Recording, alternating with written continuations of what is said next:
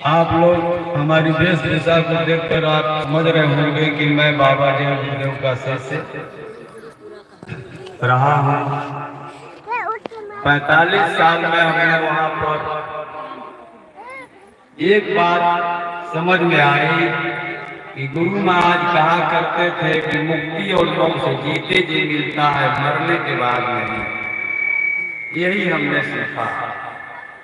अब गुरु महाराज के चले जाने के बाद हमें इस बात की बड़ी चिंता हुई कि ये जीते जी जो है मुक्ति मोक्ष हमें मिली नहीं तो फिर अब कैसे मिलेगी। इस बात की चिंता ने हमको झंझोड़ दिया और हम इसकी खोज में लग गए और बड़ी लंबी कहानी है वो। खोजते खोजते ये मोबाइल में नितिन दास जी महाराज का सत्संग मिला और जिससे ये मालूम हुआ कि जिस चीज की हमें तलाश है वो चीज यहाँ पर मिलेगी हमको, और जो चीज 45 साल में नहीं मिली वो संस्थाओं के संसार नितिन दास जी महाराज के चरणों में आने पर वो चीज हमें पल भर में उस बात का पता लग गया। वो चीज यहाँ हमें मिलेगी। वो बतलाया है, बाणी आती है कि सतगुरु हमसे रीझ कर कहिया एक प्रसंग, सतगुरु हमसे रीझ कर कहिया एक प्रसंग, अब बरसा बादल प्रेम का भीग गया सब रंग। तो वहाँ तो एक प्रसंग की बात कर रहे हैं, यहाँ जो है ध्यान भजन सुमिरन और 5 अलाम 5 अरूप 5 के बाद ये अलग अलग हमको बताया गया कि यह एक प्रसंग तो हुआ नहीं।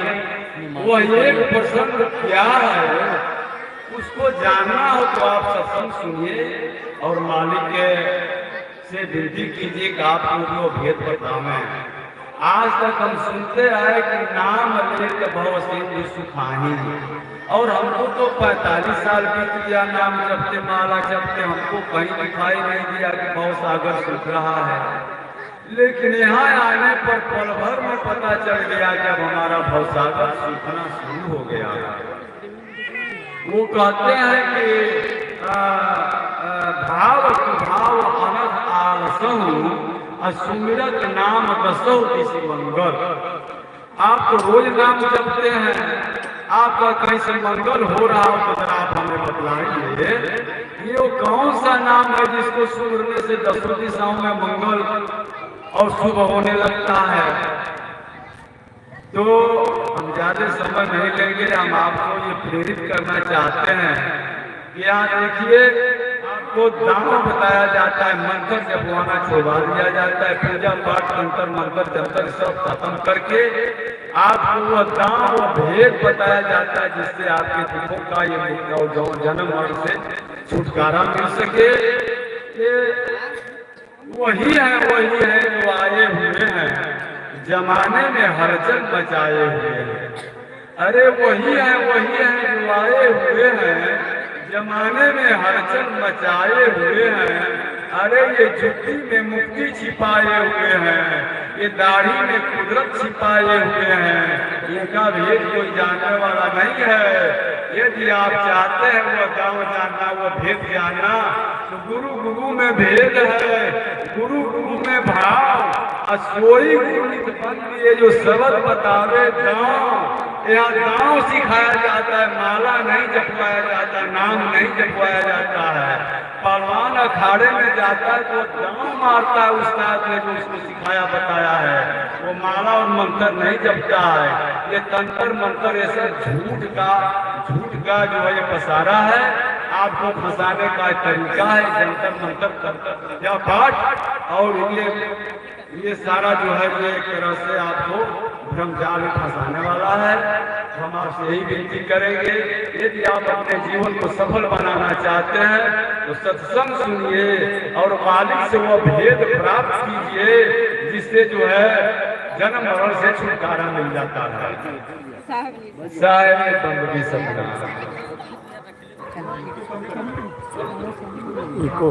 साहिब बंदगी सतनाम, बिल्कुल साहिब बंदगी सतनाम। साहिब बंदगी सतनाम।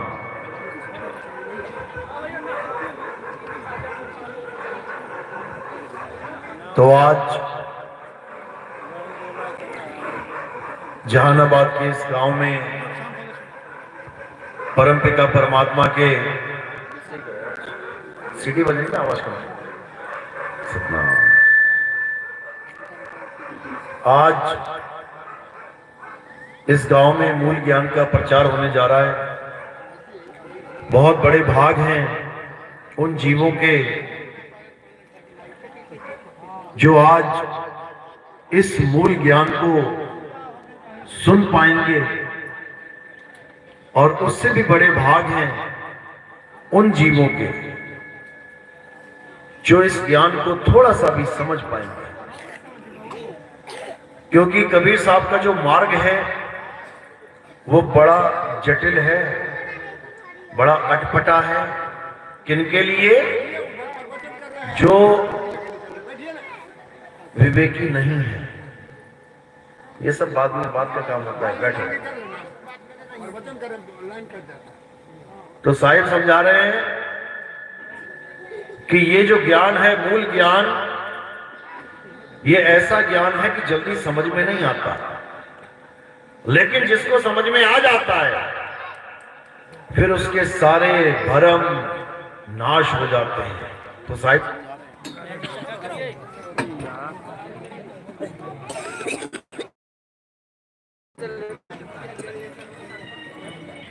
चलाई दो भाई,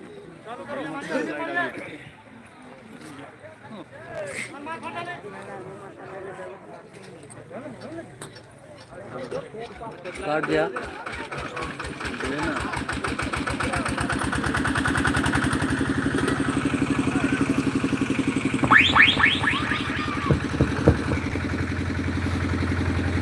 साहिब। तो साहिब समझा रहे हैं,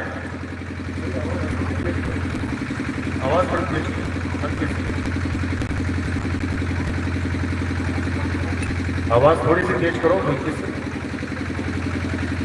साहिब की सतनाम सतनाम। ठीक है। तो कह रहे हैं कि ये ज्ञान ऐसा ज्ञान है जिसको समझना एक आम जीव के बस की बात नहीं है। इस ज्ञान को समझने के लिए आपके पास बहुत ज्यादा विवेक होना चाहिए, तब समझ में आएगा। लेकिन विवेक की कमी है, इसलिए ये ज्ञान जल्दी समझ में नहीं आता।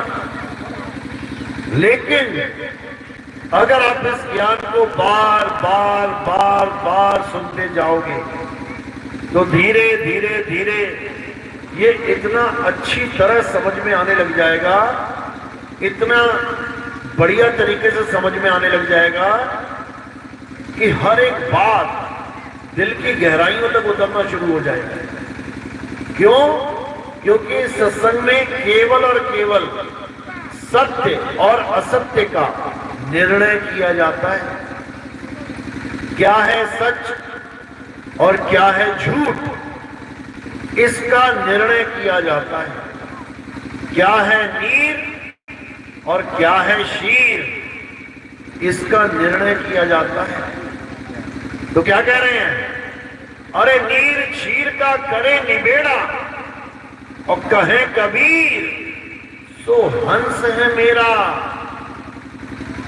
कह रहे नीर शीर का करे निबेड़ा। अगर तुम सच में कबीर पंथी होना चाहते हो तो तुम्हें नीर और शीर का यानी दूध और पानी का निबेड़ा करना ही पड़ेगा।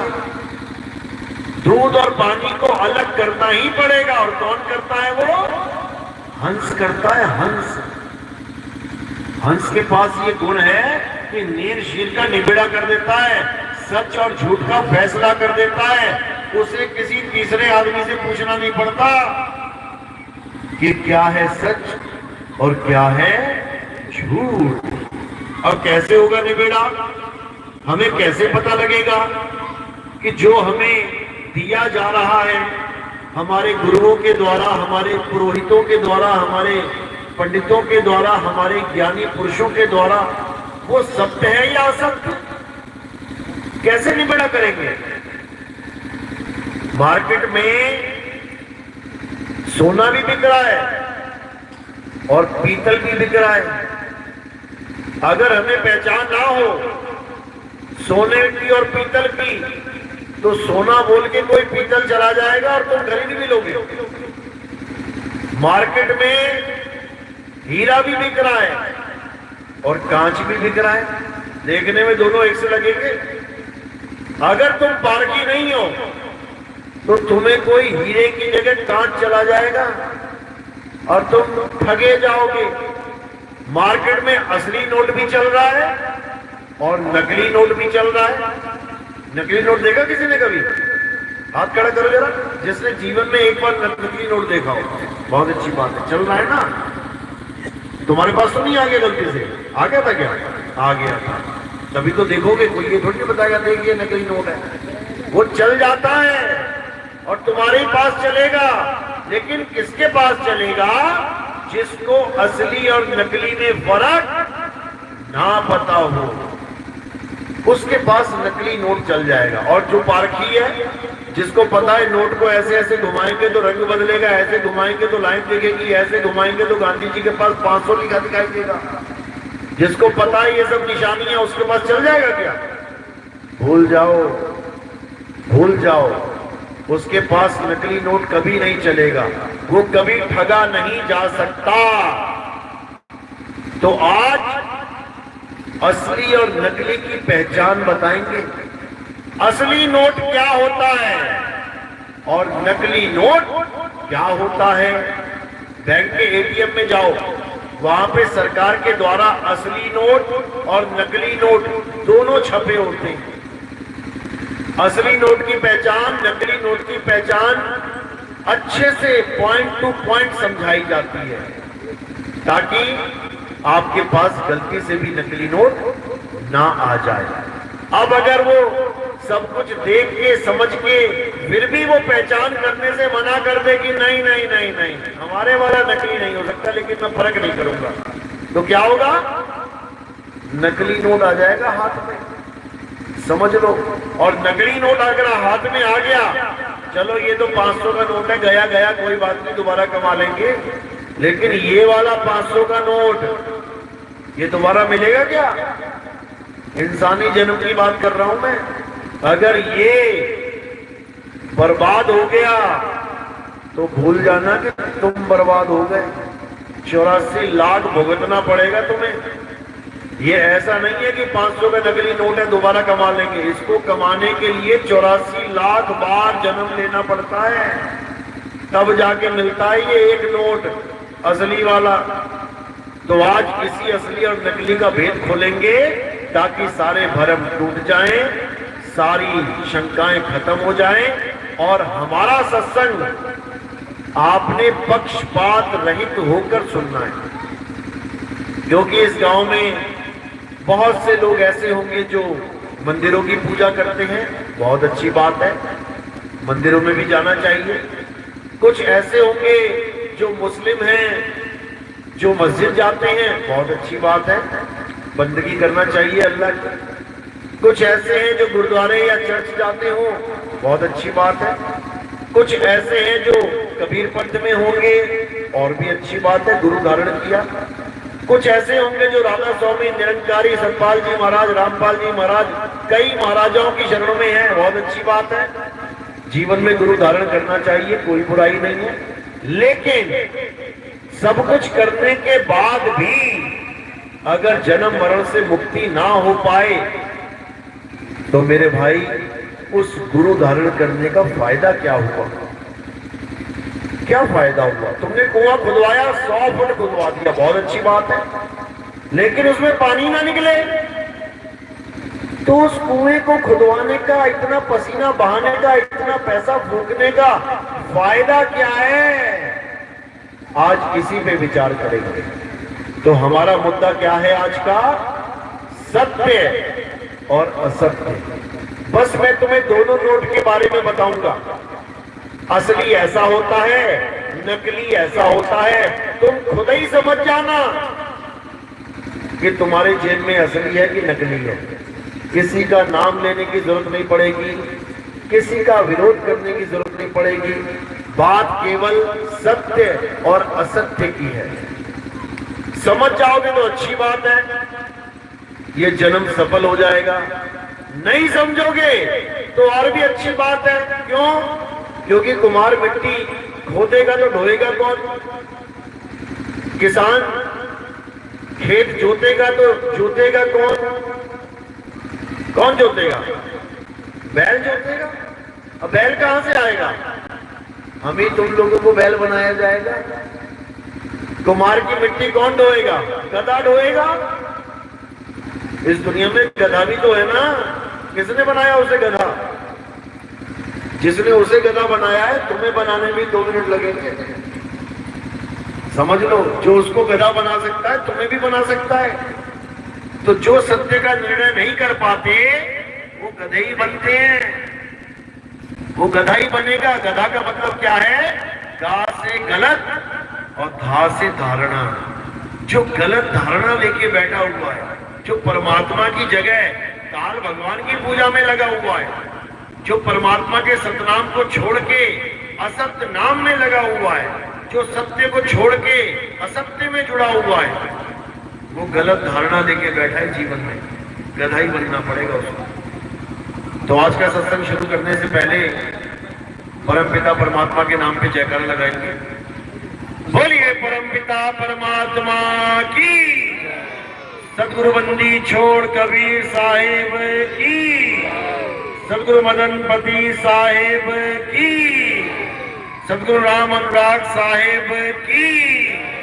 सदगुरु राम सेवक साहिब की। सदगुरु वैराग साहिब की। सभी संतों की, सभी भक्तों की, इस गांव नगर बस्ती की, आज के आनंद की, सकल हंस को बंदगी साहेब बंदगी सतनाम। तो मुद्दा है सत्य और असत्य। मुद्दा ये नहीं है कि हिंदू कौन है, मुसलमान कौन, सिख कौन, ईसाई कौन, कबीरपंथी कौन, नॉन कबीरपंथी कौन। मुद्दा ये नहीं है। मुद्दा है सत्य और असत्य। सत्य क्या है और सत्य किसका है, आज ये जानेंगे। कई लोग कहते हैं कि कबीर कौन है? कबीरपंथियों के गुरु हैं कबीर साहब। वो केवल कबीरपंथियों के गुरु हैं। नानक पंथियों के गुरु कबीर साहब नहीं है। रविदासियों के गुरु कबीर साहब नहीं है। जबकि केवल और केवल कबीर साहब ही ऐसे गुरु हैं जिनको हम सत साहिब कह के भी पुकारते हैं। सत साहिब। अब सत्य जहां लगा हुआ है, अब वो सत्य है क्या, बस इतना जानना है। अगर तुमने सत्य को जान लिया तो समझ लो कि तुम सत्य साहिब के पक्के वाले चेले बन गए, यानी तुम पक्के कबीरपंथी हो गए।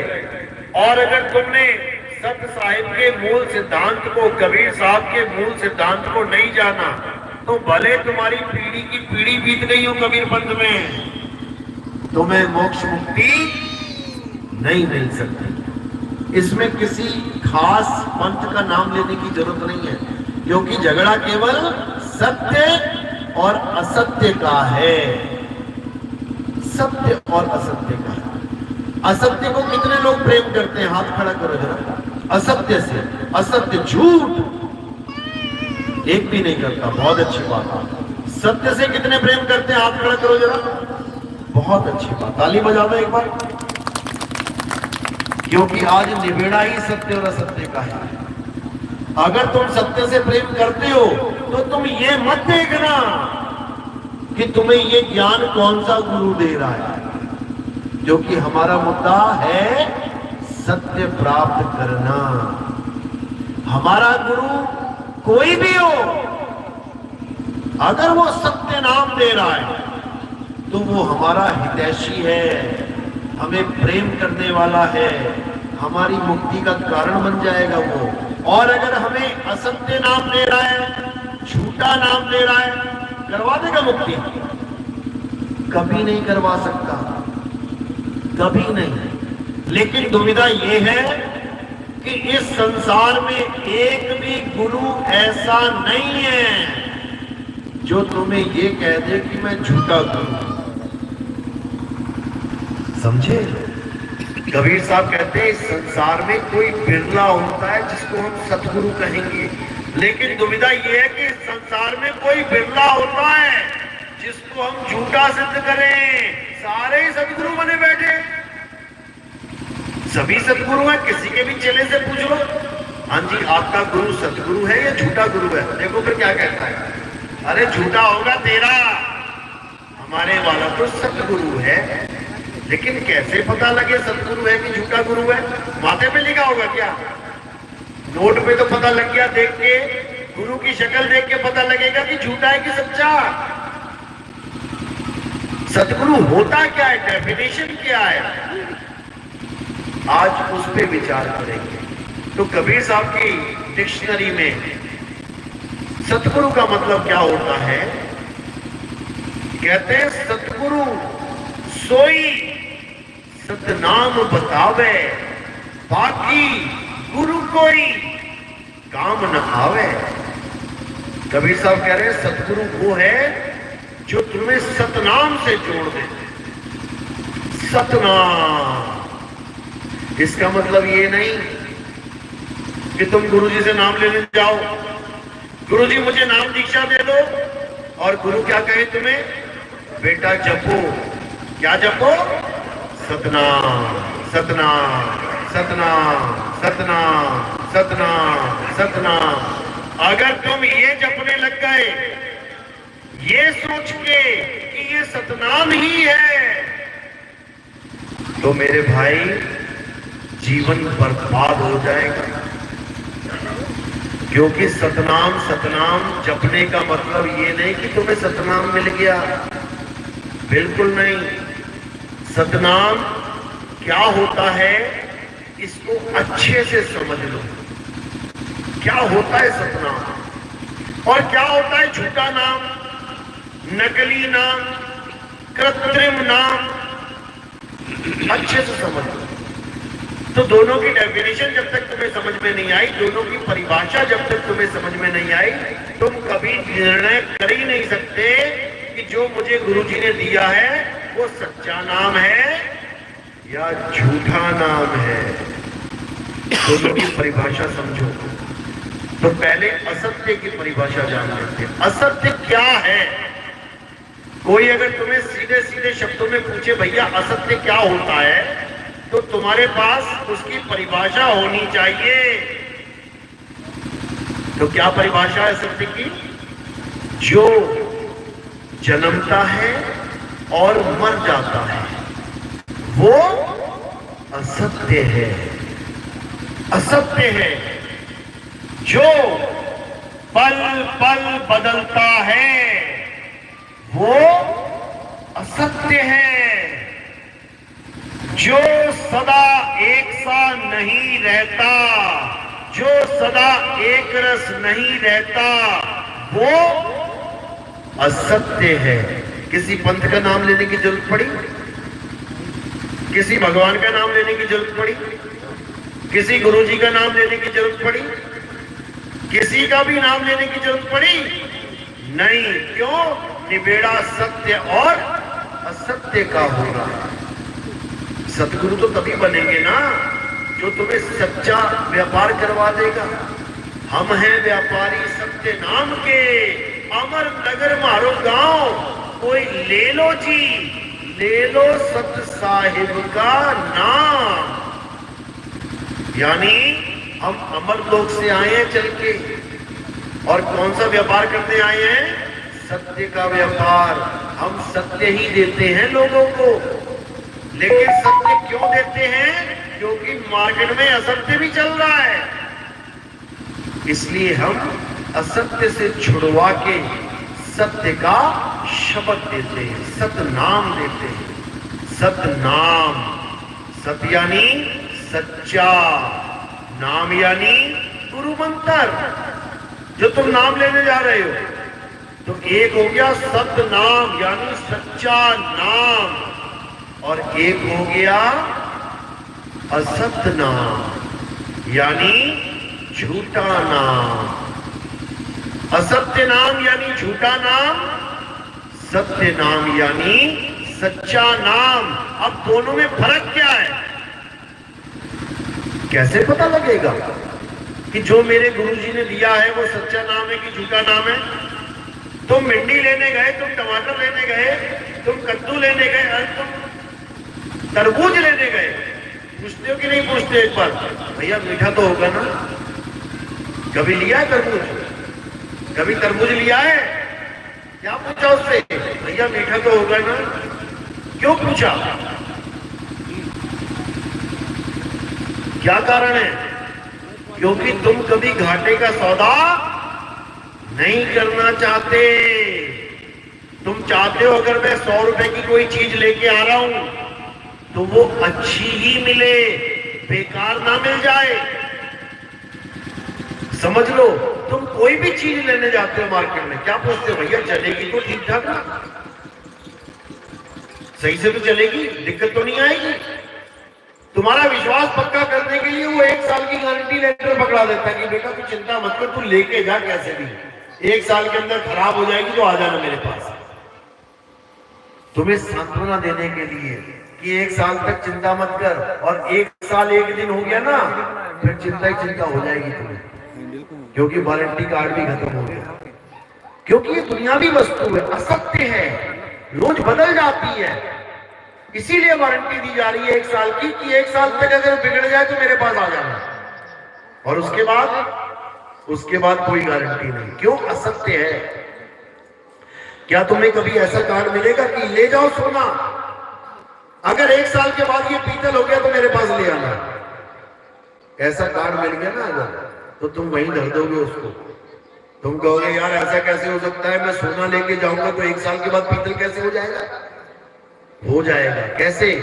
तुम परख मत करना, तुम्हें पीतल ही पकड़ाएगा वो, और 1 साल के बाद जब तुम उसको टेस्ट करवाओगे तो क्या निकलेगा? वो पीतल ही निकलेगा। 1 साल तो तुमने केवल इस तसल्ली में बिता दिया कि हाँ अगर गड़बड़ हुई तो ये वापस हो जाएगा, लेकिन यहां पर तो मौका मिल गया तुम्हें 1 साल का, लेकिन इस इंसान जन्म में नहीं मिलेगा। कोई गुरु तुम्हें नाम देते हुए ये नहीं कहेगा जा बेटा 1 साल तक तुम मरेगा नहीं, खूब नाम जप। है कोई ऐसा गुरु जो तुम्हें 1 साल छोड़ो 1 दिन की गारंटी दे दे? कहने को कह देगा नहीं मरोगे, लेकिन 1 पल का भरोसा नहीं, यहां क्या हो जाए समझ लो। तो क्या करना है? ठगे नहीं जाना है, परख करनी है कि हमें जो मिला है वो सत्य है या नहीं है। किसी के साथ वैर विरोध नहीं है हमारा, सब मालिक के बच्चे हैं, गुरुजन भी मालिक के बच्चे हैं, चेले भी मालिक के बच्चे हैं। बता दो कोई शैतान का बच्चा है? सब मालिक के बच्चे हैं, सब साहिब के बच्चे हैं, परमात्मा के बच्चे हैं, अपने परमात्मा को खोजना चाहते हैं। किसी ने मंदिर का रास्ता अपना लिया, किसी ने मस्जिद का, किसी ने गुरुद्वारे का रास्ता अपना लिया, किसी ने चर्च का, किसी ने नदियों में रास्ता अपना लिया, नदियों की पूजा कर रहे हैं, परिक्रमा कर रहे हैं, किसी ने पहाड़ों की परिक्रमा कर रहे हैं, लेकिन लक्ष्य सबका एक है। लक्ष्य सबका एक है, और उस लक्ष्य पे पहुंचा भी केवल एक ही तरीके से जा सकता है। 2, 4, 5, 7, 10 तरीके नहीं है, एक ही तरीका है, लेकिन कोई उस तरीके को जान नहीं पाया, इसलिए स्वयं बंदी छोड़ को आना पड़ा। कबीर साहब को आना पड़ा वो तरीका बताने के लिए, वो रास्ता बताने के लिए, वो नाम सतनाम देने के लिए, समझ लो। तो कबीर साहब क्या समझा रहे हैं कि सतगुरु सोई सतनाम बतावे, बाकी गुरु कोई काम ना आवे। किसी का नाम लेने की जरूरत पड़ी क्या? किसी गुरु का, किसी पंथ का? बिल्कुल नहीं, क्योंकि सतगुरु के पास एक ही काम है, सतनाम का लखाव कराना। अब ये सतनाम क्या है इसको बाद में डिस्कस करेंगे, पहले असत्य नाम को जान लेते हैं। असत्य को, तो असत्य की तीन पहचान बता दी गई। पहली पहचान जो पैदा होता है और मरता है। जैसे ये शरीर सबका पैदा हुआ ना, सबका एक दिन खत्म हो जाएगा। तो ये शरीर सत्य है या असत्य है? क्या है? असत्य है। ये शरीर खत्म होगा, असत्य है। किसका असत्य है? मेरा? सबका? केवल चेलों का या गुरुओं का भी? सबका। कोई ऐसा गुरु है जो मरे ना? कोई ऐसा गुरु है जिसको 4 लोग उठा के नहीं लेके जाएंगे, जो खुद ही कह देगा यार मेरा टाइम आ गया, चल मैं शमशान जा रहा हूं? कोई ऐसा गुरु है जो कहे मेरा समय आ गया है, अब शमशान तुम क्यों लेके जाओगे, मैं खुद ही चलता हूं, वहां जाके प्राण त्याग दूंगा? क्या तुम्हारी नजर में ऐसा कोई गुरु आज तक देखा? हाँ या ना? नहीं। इसका मतलब गुरु को भी नहीं पता कि मेरा समय कब आने वाला है। समझ लो, पहले तो इसको समझ लो। तुम्हारी तो कुछ भी नहीं जानता, वो खुद की भी नहीं जानता कि मेरा समय कब आने वाला है। तो दोनों का शरीर क्या है? सत्य या असत्य? असत्य। इसके ऊपर साहिब ने वाणी क्या बोली?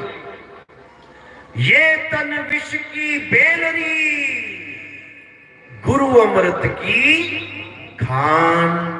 शीश दिए जो गुरु मिले, तो भी सस्ता जान। ये तन विष की बेलरी। क्यों बोला विष की बेलरी? क्या ये जहर है क्या? क्या आपका शरीर जहर है? तो विष की बेलरी क्यों बोला? क्यों बोला? क्योंकि इस काया के अंदर से जो कुछ भी निकलता है वो ग्रहण करने योग्य नहीं है। इस काया में कितने दरवाजे हैं? 9 दरवाजे खुले हुए हैं। उन 9 दरवाजों में से जो कुछ भी निकल रहा है तुम खा सकते हो क्या? 9 दरवाजे पता है क्या होते हैं? 2 आंखें, 2 कान, नाक, मुख और नीचे 2 लिंगुदा का छेद। इसमें से जो कुछ निकलता है क्या तुम उसे ग्रहण कर सकते हो? बिल्कुल नहीं। उसको जहर के समान बोला है। किसके निकलता है? केवल चेले के या गुरु के भी? सोच लो, समझ के बोलना ये बात। सभी के, यानी दोनों की देह क्या है? विष की बेलरी। तो क्यों बोला गुरु अमृत की खान? झूठे पड़ गए ना? पड़ गए झूठे? ये तन विष की बेलरी, गुरु अमृत की खान। तो गुरु कौन है? गुरु कौन है? गुरु अमृत है। अमृत निकलता है क्या गुरु के 9 छेदों में से? क्या निकलता है? गुरु खा सकता है 9 छेदों में से निकली हुई चीज? तो फिर वो भी विषी हो गई। अमृत कहां से हो गई फिर? वो भी विषय है। ये तन विष की बेलरी और गुरु अमृत की खान। शीश दिए जो गुरु मिले, तो भी सस्ता जान। अच्छे से समझ लेना इस वाणी का क्या अर्थ है, तुम्हारे भ्रम दूर हो जाएंगे। जो संसार में गुरु बैठे हैं ना, जो अपने तन को ही सतगुरु मान बैठे हैं कि हमें अचला लंगोटी मिल गई, हमें सब कुछ मिल गया, अब तो हम ही सतगुरु बंदी छोड़ कबीर हो गए। गलत फहमी मत रहना मेरा भाई। वो काल जब घसीटेगा ना, तो वो 84 में घसीटता है सीधा। साहिब इशारा कर भी रहे हैं। अरे झूठा गुरु अजगर बना, 184 जाए, सारी संगत चींटी बनी, तोड़ तोड़ के खाए। गुरु जी का ये हाल हो जाएगा। लेकिन कब होगा? जब गुरु को सत्य का ज्ञान ही नहीं होगा, तब होगा। जब गुरु झूठे में जीवन बिता देगा। बोला है झूठा गुरु अजगर बना। झूठा गुरु का मतलब ये नहीं कि वो गुरुजी झूठ बोलते होंगे, या वो गुरुजी मांस खाते होंगे, या वो गुरुजी चोरी करते होंगे। ये विकार अलग की बात है। यहां झूठा गुरु का मतलब है झूठा ज्ञान, जो झूठा नाम लेके बैठा है, उसकी बात चल रही है। अब झूठा नाम क्या होता है? झूठा संसार तो सुना है, झूठा खाना पीना तो सुना है कि ये पानी झूठा है, ये रोटी झूठी हो गई। ये झूठा नाम क्या है? क्या झूठा नाम भी कोई होता है? करोड़ों नाम है संसार में, इनसे मुक्ति ना, करोड़ों नाम है संसार में, इनसे मुक्ति ना होए। पर क्यों ना होए? कारण क्या है? हमने तो सुना है नाम जप के मुक्ति हो जाती है। कोई कुछ नाम दे रहा है, कोई कुछ नाम दे रहा है। 1 लाख गुरु बैठे हैं तो 1 लाख तरह के नाम चल रहे हैं। लेकिन कबीर साहब ने सब पे पोछा फेर दिया कि करोड़ नाम संसार में, इनसे मुक्ति ना होए। तो फिर ये गुरु क्यों बैठे हुए भाई? ये इतने गुरु बनके क्यों बैठे हैं? जब उन नामों से मुक्ति हो ही नहीं रही है तो गुरु पद पे बैठने की जरूरत क्या पड़ गई? अब कौन से नाम से मुक्ति नहीं हो रही है ये समझ लो। कौन से नाम से? हिंदी के नाम, अंग्रेजी के नाम, पंजाबी के नाम, उर्दू के नाम, जर्मन के नाम, चाइनीज भाषा के नाम, जापानी के नाम, स्पेनिश के नाम, डच के नाम, फ्रेंच के नाम, पुर्तगीज के नाम, दुनिया भर की भाषाओं के नाम है। हर देश में अलग अलग भाषाओं के नाम चल रहे हैं। हमारे यहाँ कौन से चलते हैं? कौन सा नाम मिला था तुम्हें गुरु जी से? कौन सी भाषा में? हिंदी भाषा में। क्यों मिला? क्योंकि चेला भी हिंदी और गुरु जी भी हिंदी। हिंदी वाले ने हिंदी वाले को हिंदी पढ़ा दी और वो संतुष्ट हो गया कि बस अब हमें नाम मिल गया। कुछ नहीं मिला, कुछ नहीं मिला। समझ लो, अब ये हिंदी भाषा आई कहां से, ये नाम आए कहां से, इसको भी जान लो। तो ये नाम कहां से आए हैं जो गुरु लोग तुम्हें देते हैं, इनकी पैदाइश कहां से होती है जान लो। कैसे पैदा होते हैं ये नाम? एक नाम है आदि मानव। किस किसने सुना है? हाथ खड़ा करो। आदि मानव। जो पढ़े लिखे लोग हैं ना, जिन्होंने 5वीं 6वीं 7वीं तक भी पढ़ा है, उनके इतिहास में आ जाएगा ये आदि मानव का लेसन। आदि मानव कौन थे? आदि मानव इंसानों का वो रूप था जो जानवरों के साथ मैच करता था, यानी जानवरों की तरह जीता था। दिखने में आदमी जैसे थे लेकिन सब जानवर की तरह रहते थे, खाते थे, पीते थे। आप सब सहमत हैं? उनके पास कपड़े नहीं थे, उनके पास खेती बाड़ी नहीं थी, उनके पास मकान दुकान नहीं था, उनके पास नोट खजाना पैसा नहीं था। क्या था? अकेला नंगा शरीर। जैसे कुत्ते के पास क्या है? नोट खजाना है, मकान दुकान है, क्या है उसके पास? केवल अपना शरीर लेके टहल रहा है बेचारा गलियों में। ऐसे आदि मानव भी टहलते थे। तो धीरे धीरे क्या हुआ? आदि मानव ने शिकार करना सीखा। जानवरों को देख देख के कि शेर आया, हिरण को गिराया, मांस खा के चला गया। जो थोड़ा बहुत बचा वो आके आदि मानव खा के देख रहा, हाँ बढ़िया चीज है खाने वाली। जानवरों की तरह खाना शुरू कर दिया, कच्चा मांस। उसके बाद क्या हुआ? धीरे धीरे धीरे शिकार करते करते, पत्थर फेंकते फेंकते रात में 2 पत्थर टकराए और वहां पे चिंगारी निकली। किसको पता है ये बात? पढ़ा है ना? आग की खोज कैसे हुई? 2 पत्थरों के टकराने पे खोज हुई। वो आदि मानव की पहली खोज थी। हमने तुमने नहीं खोजी आग। किसने खोजी? आदि मानव ने। केवल इंडिया के आदि मानवों ने या अमेरिका वालों ने भी? जर्मन वाले, जापान वाले अंधेरे में रहते थे क्या? सबने खोजी। जिसकी बुद्धि विकसित होती रही उसने खोजी। उसके बाद क्या फायदा हुआ आग जला के? अब वो कच्चे मांस को पका के खाने लगा। अब वो जानवरों को डराने लगा। आज भी मशाल से जानवर डरते हैं, तुम आग लेके जाओ भागेंगे आगे आगे। तो यानी कि उसने सबके ऊपर अपनी सत्ता जमाने के लिए आग का यूज कर लिया। बहुत अच्छी बात है। आगे क्या हुआ? जब उसने आग की खोज करी, तब वो ये नहीं जान पाया कि इसका क्या नाम है। जो चीज मैंने खोजी है, इसका नाम क्या है? क्यों नहीं जान पाया? कारण क्या था? क्योंकि अभी उसने अक्षरों की खोज नहीं की थी। उसको पानी भी दिख रहा था, पेड़ भी दिखता था, शेर भी दिखा, चीता भी दिखा, घोड़ा घड़ियाल भी दिखा, लेकिन उसने कभी ये नहीं जाना कि मैं इसको कहूं क्या।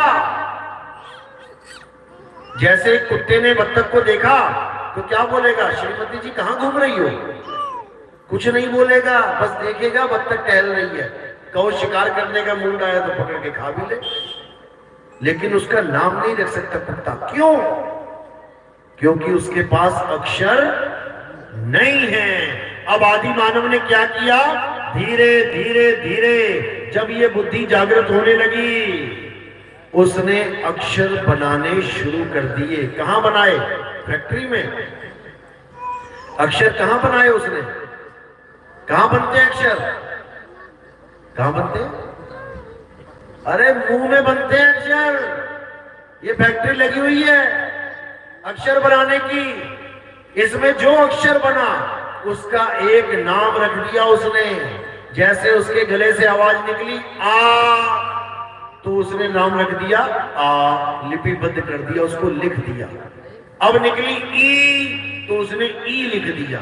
अब निकला ऊ, तो उसने ऊ रख दिया।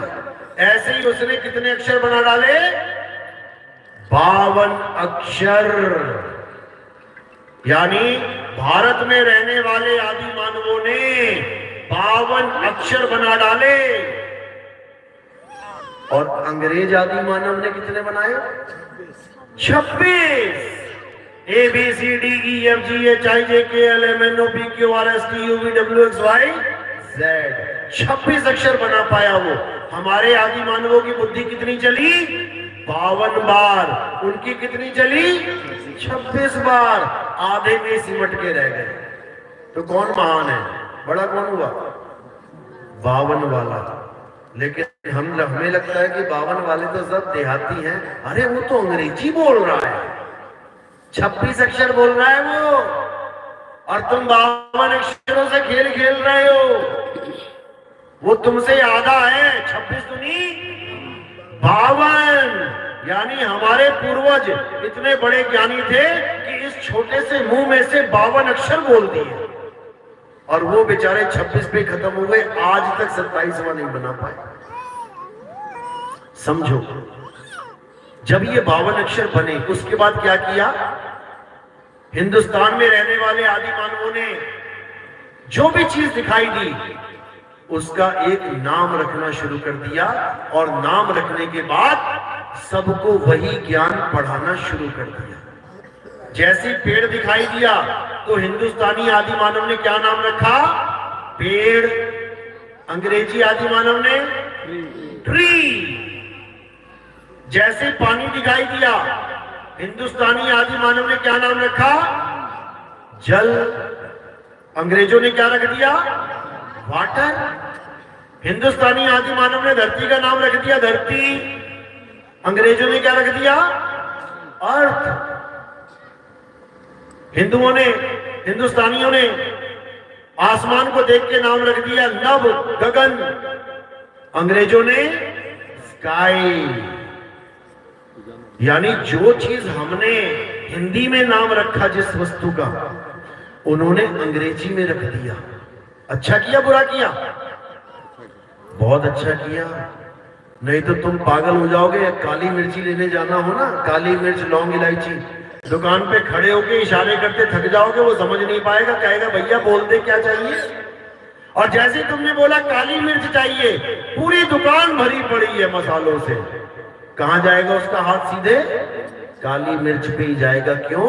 क्योंकि जो तुमने पढ़ाई कर ली है बचपन में, वो भी पढ़ के बैठा है। वो भी यही पढ़ के बैठा है, का से कबूतर, खा से खरगोश, गा से गमला।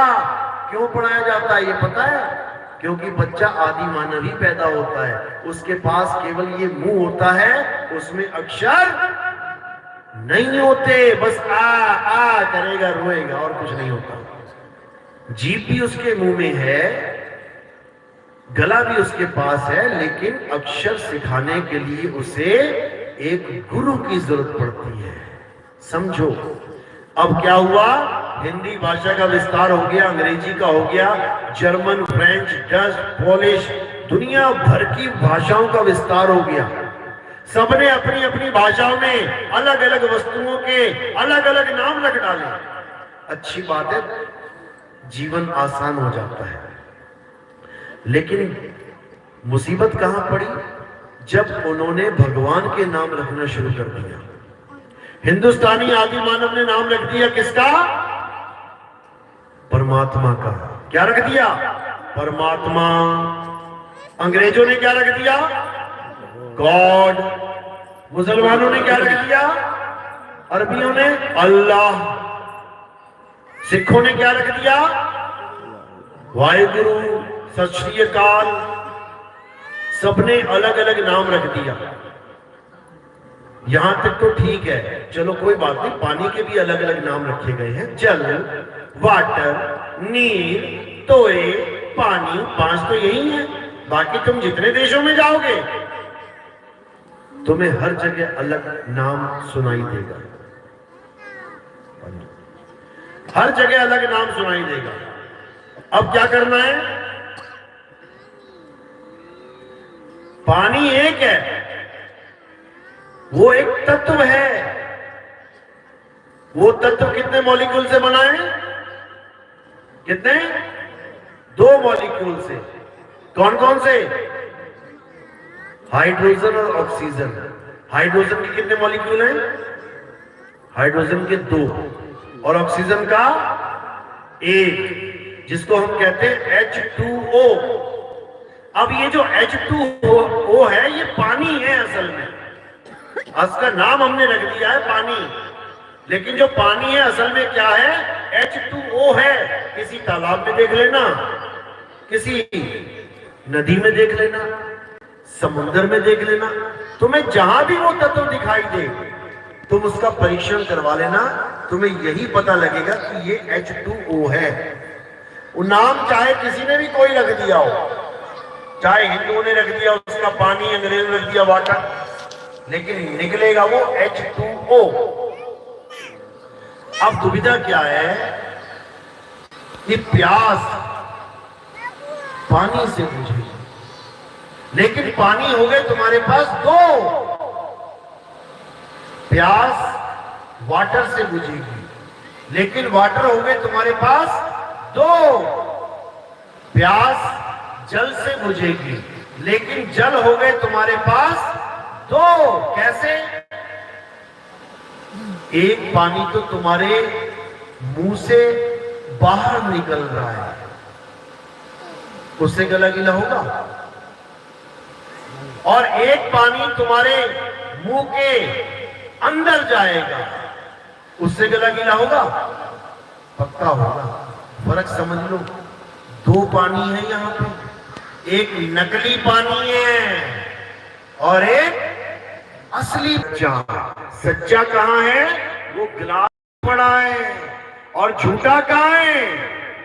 तुम्हारे मुंह से निकल रहा है। फर्क समझ में आ गया? किसके आगे हाथ खड़ा करो,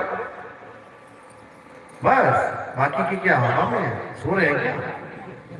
बहुत अच्छी बात है, बहुत अच्छी बात है। अगर इतने लोगों ने हाथ खड़ा कर दिया, मेरा आना सफल हो गया भाई, क्योंकि मेरा काम है सत्य और असत्य का निर्णय करना। अब अगर कोई गुरु तुम्हें प्यासा देखे और कहे, बेटा दिन में 2 घंटा पानी पानी जपना है, दिन में 2 घंटा वाटर वाटर जपना है, दिन में 2 घंटा जल जल नीर नीर धोए धोए जपना है, तो तुम्हें कौन सा नाम मिला? सच्चा या झूठा? झूठा नाम मिल गया, झूठा नाम। और सच्चा नाम कब मिलेगा?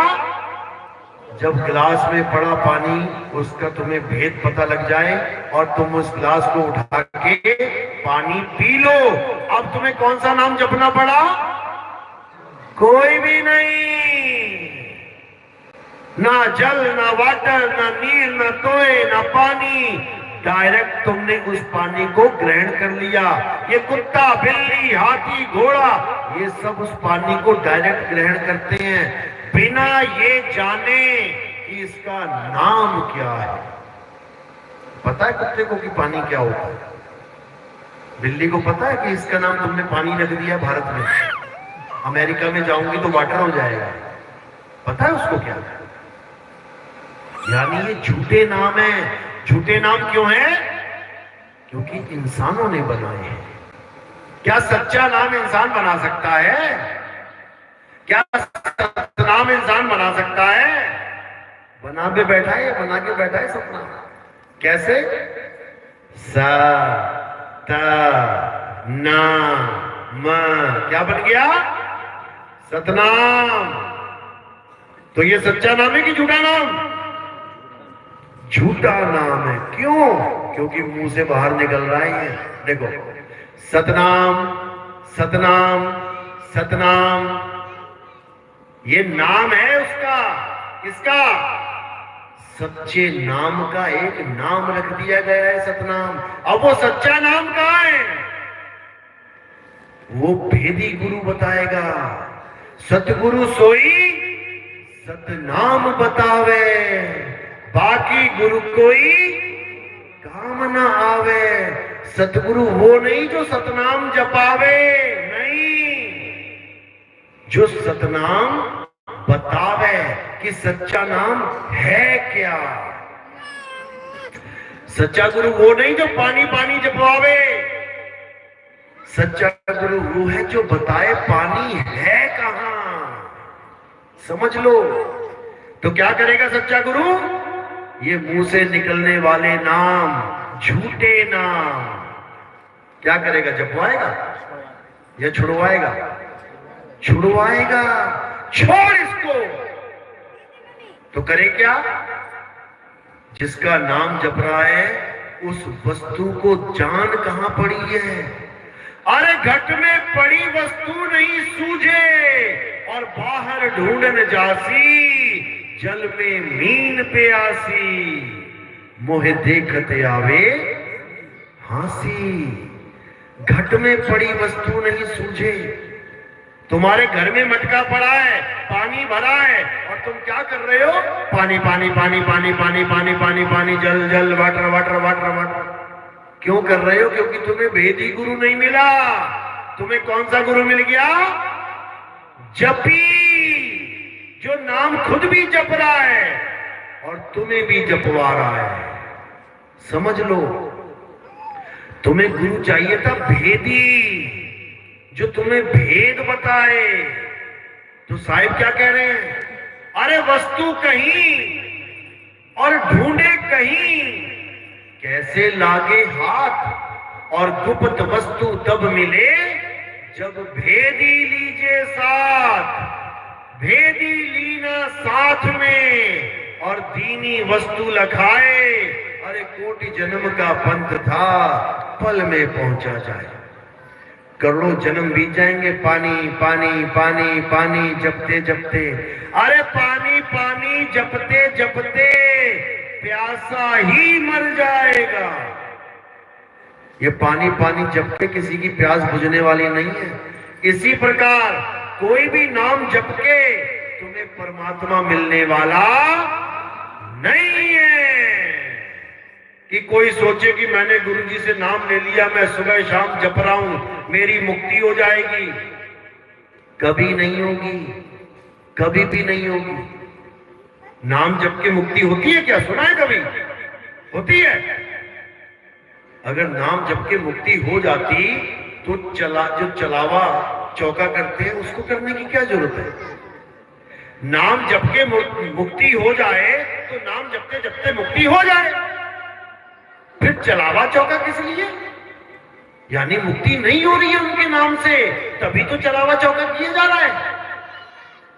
अगर नाम जप के मुक्ति हो जाए तो चलावा चौका करने की जरूरत ही नहीं है।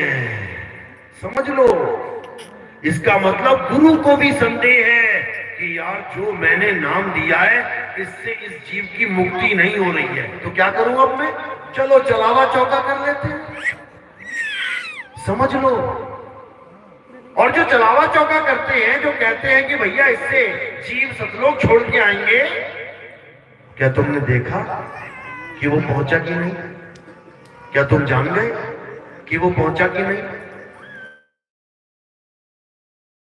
आ सकते हो जीव को, तो तुम रोक भी सकते हो जीव को। जब कोई मरने लगे, जैसे प्राण निकलने लगे, रोक के दिखाओ उसके प्राण।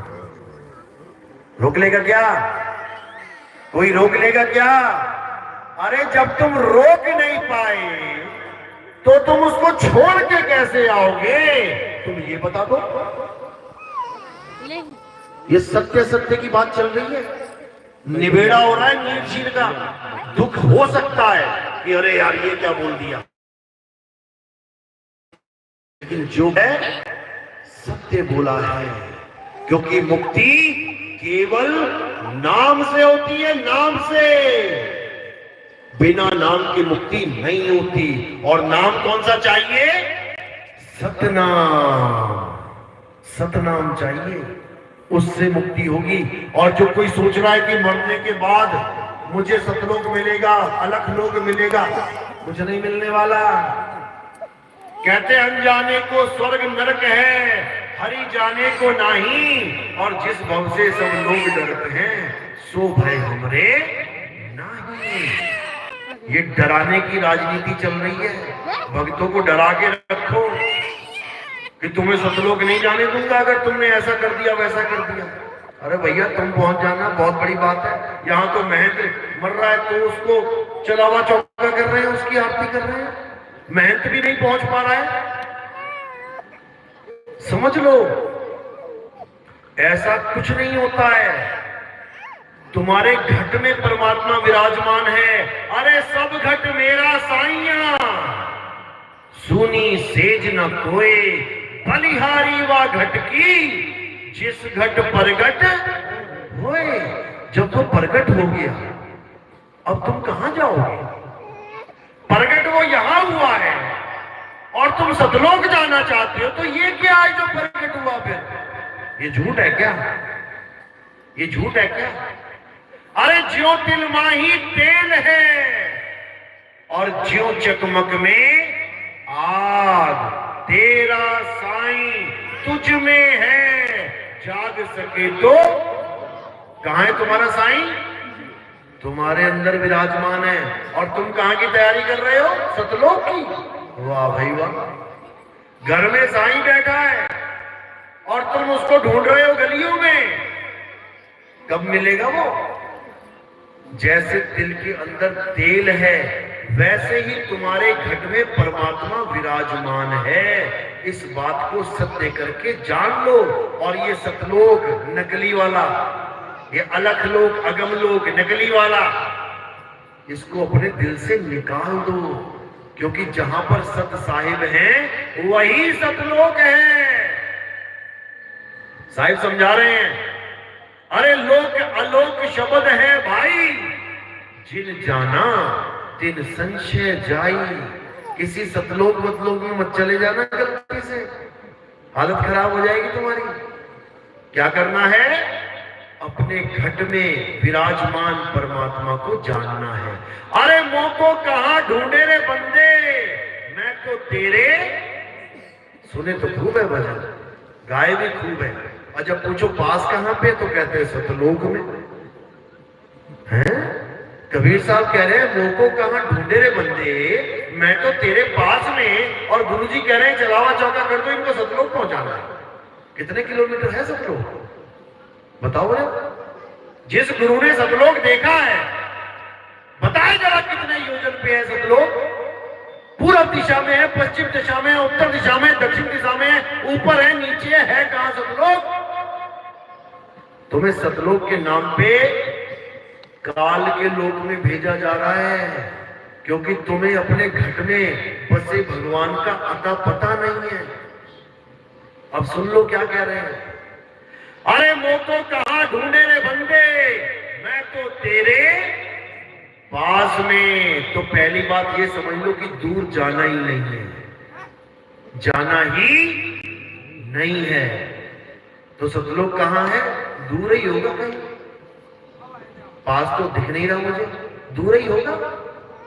तो कौन कौन जाना चाहता है? सब लोग हाथ खड़ा करो। दूर वाला, दूर वाला, बस यहीं पे सब फेल हो जाएंगे। बस तुम गुरुजी से ये पूछ लो, चलावा चौका तो तूने कर दिया मेरे भाई, दान दक्षिणा तू ले गया मेरे भाई, तू मुझे ये बता दे सतलोक कौन सी दिशा में है, कितने किलोमीटर कितने योजन दूर है, कितना समय लगेगा वहां पहुंचने में। और जो 14 दिन मैं यहां रहूंगा तो किसके घर पे रहूंगा ये बता देना जरा। अपने घर पे रहूंगा या पड़ोसी के घर पे रहूंगा, अपने घर में सोऊंगा कि पड़ोसी के घर में सोऊंगा, यही बता देना जरा। बता पाएगा कोई? कहां फंसे पड़े हो? निकलो बाहर और उस सत्य को जानो जो सत्य तुम्हारे घट में विराजमान है। अरे वो को कहा ढूंढे रे बंदे, मैं तो तेरे पास में, ना मंदिर में, ना मस्जिद में, ना काबे कैलाश में। जो ये वाणी बोल के गया है ना, उसी के मंदिर बना डाले इन लोगों ने। नहीं बनाया क्या? कबीर साहब के मंदिर बने ना? कब कहा कबीर साहब ने मंदिर बना? देख लेते हैं, दिखाओ जरा कोई वाणी है।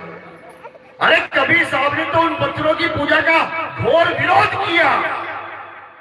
पाथर पूजे हरि मिले तो मैं पूजूं। सुना तो खूब है, लेकिन घंटी वहीं बजाएंगे पत्थर की आगे, क्योंकि विवेक नहीं है, बुद्धि जागृत नहीं है। जैसा कोई गुरु मिला वैसा ही बन गया चेला। गुरु मिल गया, 2 + 2 = 5, खूब रट के आया घर में। अब घर में पढ़ रहा है 2 + 2 = 5। अब घर वाले कह रहे अरे बेटा 2 + 2 4 होता है। अरे तुम ज्यादा जानते हो, गुरुजी ने कहा है, गुरुजी ने बोला है 2 + 2 = 5। तो क्या सत्य हो जाएगा? हो जाएगा। इसी प्रकार अगर कोई गुरु तुमसे झूठ बोल रहा है कि तुम्हारा चलावा चौका हो गया, तुम्हारे बेटे की मुक्ति हो गई, तुम्हारी अम्मा की मुक्ति हो गई, उससे बस इतना पूछ लेना कि कौन सी दिशा में है सतलोक तुम्हारा, दाएं बाएं ऊपर नीचे कहां पे है, कितने योजन दूर है, कभी देखा है जाके? बस में जाओगे, ट्रक में जाओगे, साइकिल पे जाओगे, जहाज पे जाओगे, जाएंगे कैसे? अगर पैदल जाएंगे तो गिन के बता कितने कदम है, फिर देखते हैं। सारे गुरुओं से पूछना, कोई चालाक भी होगा कह देगा 56 करोड़ योजन है, दूसरे से टेस्ट कर लेना कितने बोलता है। जब एक ही सामान 4-5 दुकानों में होता है तो क्या करते हैं? चुपके से जाते हैं, भैया कितने का है? इतने का है। अच्छा हाँ मैं आ रहा हूं अभी। दूसरे पे जाकर पूछते कितने का है, वो 10 रुपया सस्ता बताता है। अरे लूट रहे हैं वो तो। इसी प्रकार सारे गुरुओं से जो भी आज तक चलावा चौका करते हैं सबसे पूछ लो, जवाब दे दें तो जरूर फोन कर देना मुझे। एक भी जवाब नहीं दे पाएगा। क्यों? क्योंकि ये कबीर साहब की रीति है ही नहीं, ये कबीर साहब की चलाई रीति है ही नहीं। ये किसने चलाई है ये आगे समझाएंगे। तो क्या कह रहे हैं? जो भी नाम बोलने में आ गया, जप में आ गया, वो झूठा है। कह रहे हैं मोको कहां ढूंढे रे बंदे, मैं तो तेरे पास में, ना मंदिर में, ना मस्जिद में, ना काबे कैलाश में, ना मैं जप में। क्या बोला? ना मैं जप में। और गुरुजी ने तुम्हें क्या दिया जपने को? क्या दिया? नाम दिया ना। तो कबीर साहब तो कह रहे हैं नाम है जप में, और तुम सोच रहे हो मैं तो जप जप के पार हो जाऊंगा। पार नहीं हो जाऊंगा, 84 के लिए तैयार हो जाऊंगा। अगाड़े पे 2 सींग और पिछाड़े पे पूंछ लगवा लूंगा, तब समझ में आएगा कि सच्चा नाम मिला था कि झूठा नाम मिला था। साहिब कह रहे हैं ना मैं जप में, ना मैं तप में, और ना एकांत निवास में। अरे मोको कहां ढूंढे रे बंदे, मैं तो तेरे पास में। अब जो वस्तु पास है उसको जपने की क्या जरूरत है? जो मेरे पास ही पड़ी है, पानी मेरे पास है, उठाओ जरा इसको, एक बार भी नहीं जपूंगा। देखो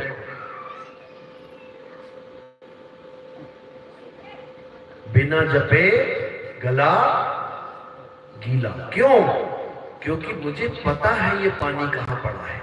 अब यही पानी पीछे रख दिया होता ना, और मैं देखता इधर, फिर मैं क्या कहता, ओ भैया पानी दे दो, ए पानी ले आ, अरे जल ले आ, वाटर ले आ, तो मैं बहुत कुछ बोलता। लेकिन अब मुझे पता है पानी यहां पर है, इशारा किया और सीधे अंदर उठाया, सीधे अंदर। क्योंकि तुम्हें भेदी गुरु मिल गया, जो उस भेद को समझा दे जो तुम्हारे पास है, समझ लो। उसी की वजह से तुम जीवित हो। जो सत्य वस्तु है उसी की वजह से ये काया चल रही है। अभी सत्य के बारे में बात नहीं करी, वो क्या है आगे बात करेंगे। पहले झूठ की थोड़ी खाल उतार दी जाए अच्छे से। अब क्या बोल रहे हैं? ना मैं जप में, ना मैं तप में, ना एकांत निवास में, और मुंह को कहां ढूंढे रे बंदे, मैं तो तेरे पास। यानी जो भी तुम्हें जप दे रहा है, जप यानी मंत्र। गुरु जी के पास गए, गुरु जी मुझे मंत्र दे दो, परमात्मा को पाना है, दे दिया मंत्र। अब मंत्र देने वालों के लिए कबीर साहब ने क्या बोला है? अरे घर घर मंत्र देत फिरत हैं, ये माया के अभिमाना, गुरुआ सहित शिष्य सब बूढ़े, अंत काल पछताना, साधो देखो ये जग बौराना। कौन से ग्रंथ की वाणी है पता है? बीजक की वाणी है ये। बीजक में समझा रहे हैं कि घर घर मंत्र देत फिरत हैं। कौन देता है मंत्र? गुरुआ देता है। गुरुआ, गुरु नहीं, गुरुआ। अरे गुरुआ तो घर घर फिरे, कौड़ी केर 50, अपने रूप की खबर नहीं, शिष्य करण की आस। अब बात समझ में आई है। कह रहे हैं अपने रूप की खबर नहीं। अभी अपना रूप क्या होता है? किसको अपने रूप की खबर नहीं है? 100 लोगों में अगर तुम्हारी फोटो खींच ली जाए तो तुम क्या पहचान नहीं पाओगे अपने आप को? कहां खड़े हो? बच्चों की फोटो खींची जाती है स्कूल में, 50 बच्चे खड़े होते हैं, बूढ़े भी हो जाओगे ना तब भी पहचान लोगे ये हूं मैं, ये था मैं।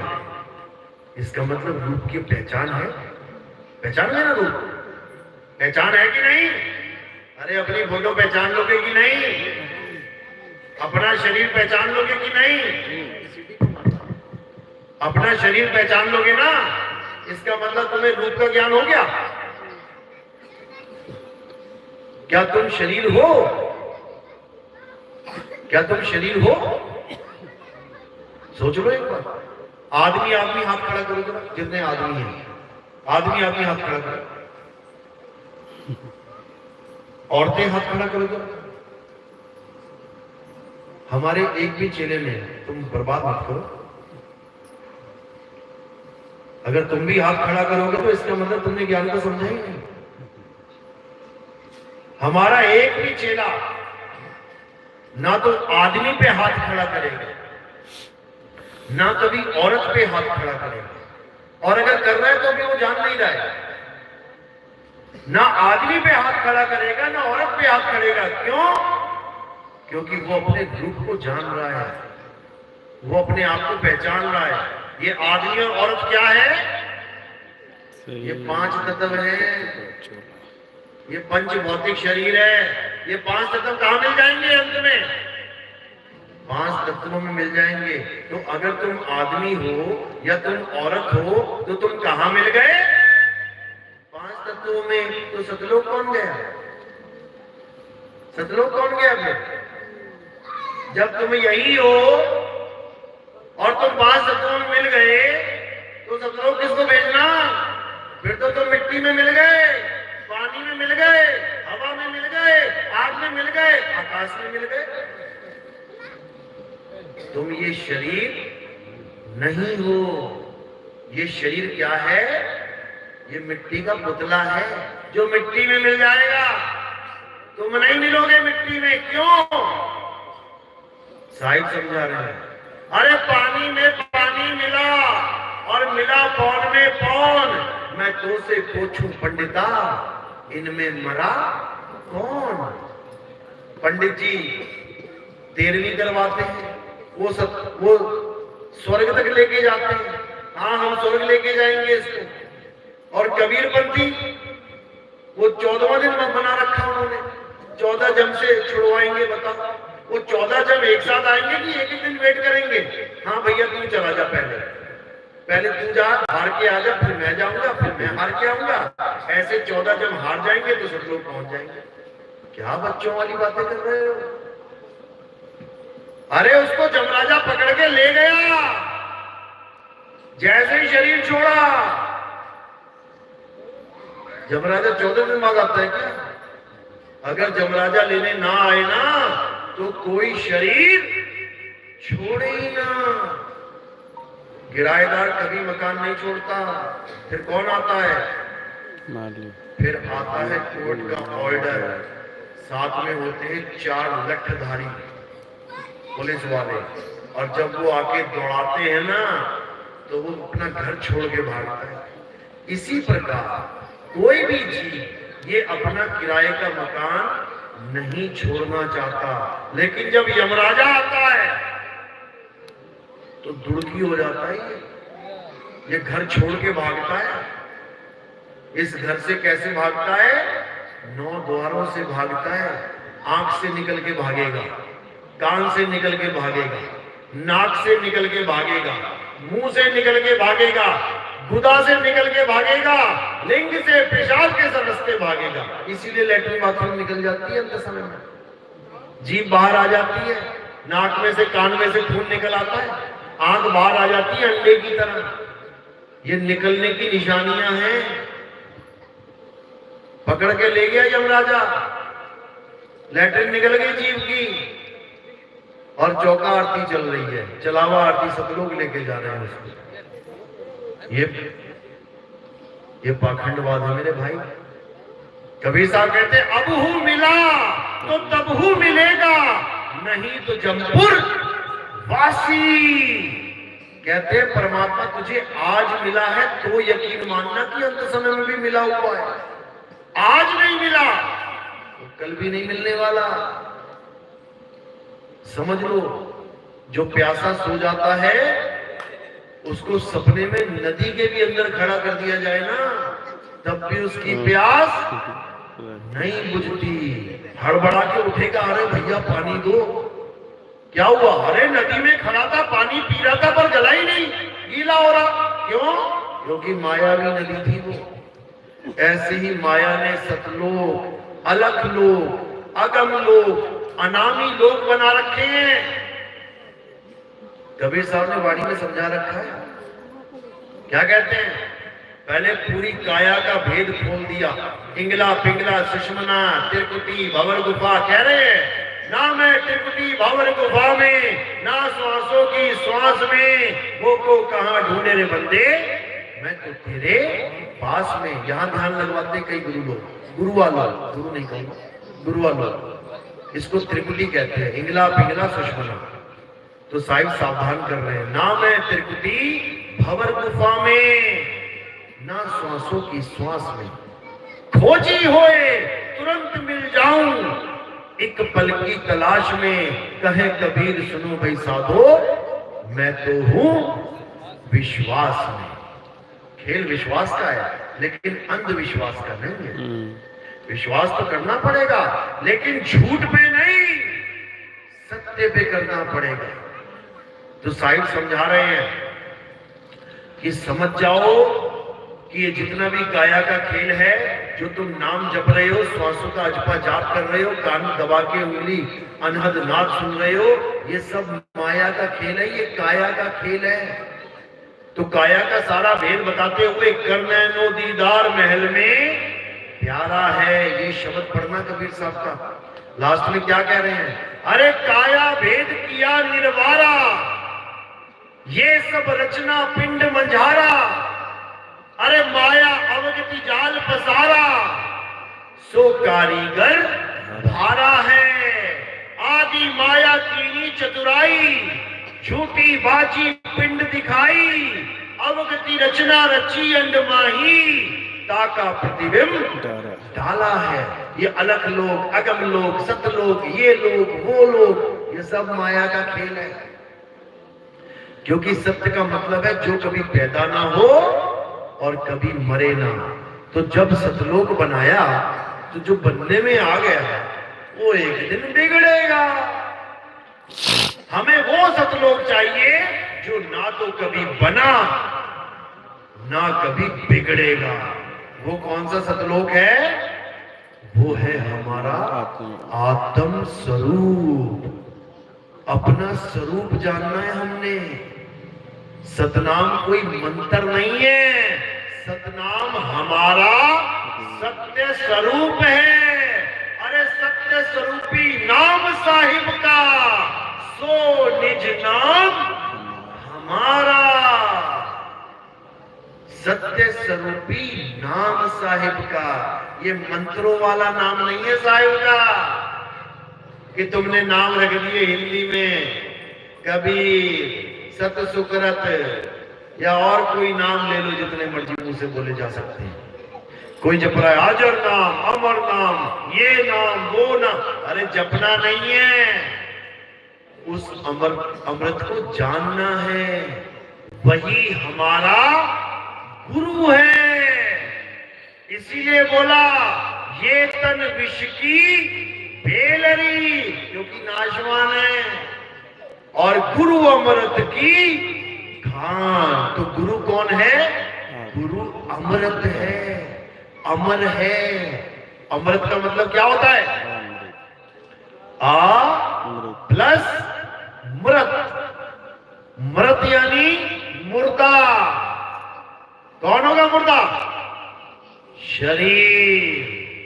तो जो मुर्दा हो गया वो गुरु रहा क्या? वो गुरु हुआ क्या?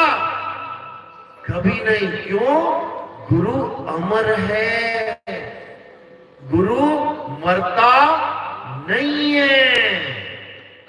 तो कह रहे ये तन विष की बेलरी और गुरु अमृत की खान। शीश दिए जो गुरु मिले तो भी सस्ता जान। अब दो प्रकार के गुरु मिलेंगे तुम्हें संसार में।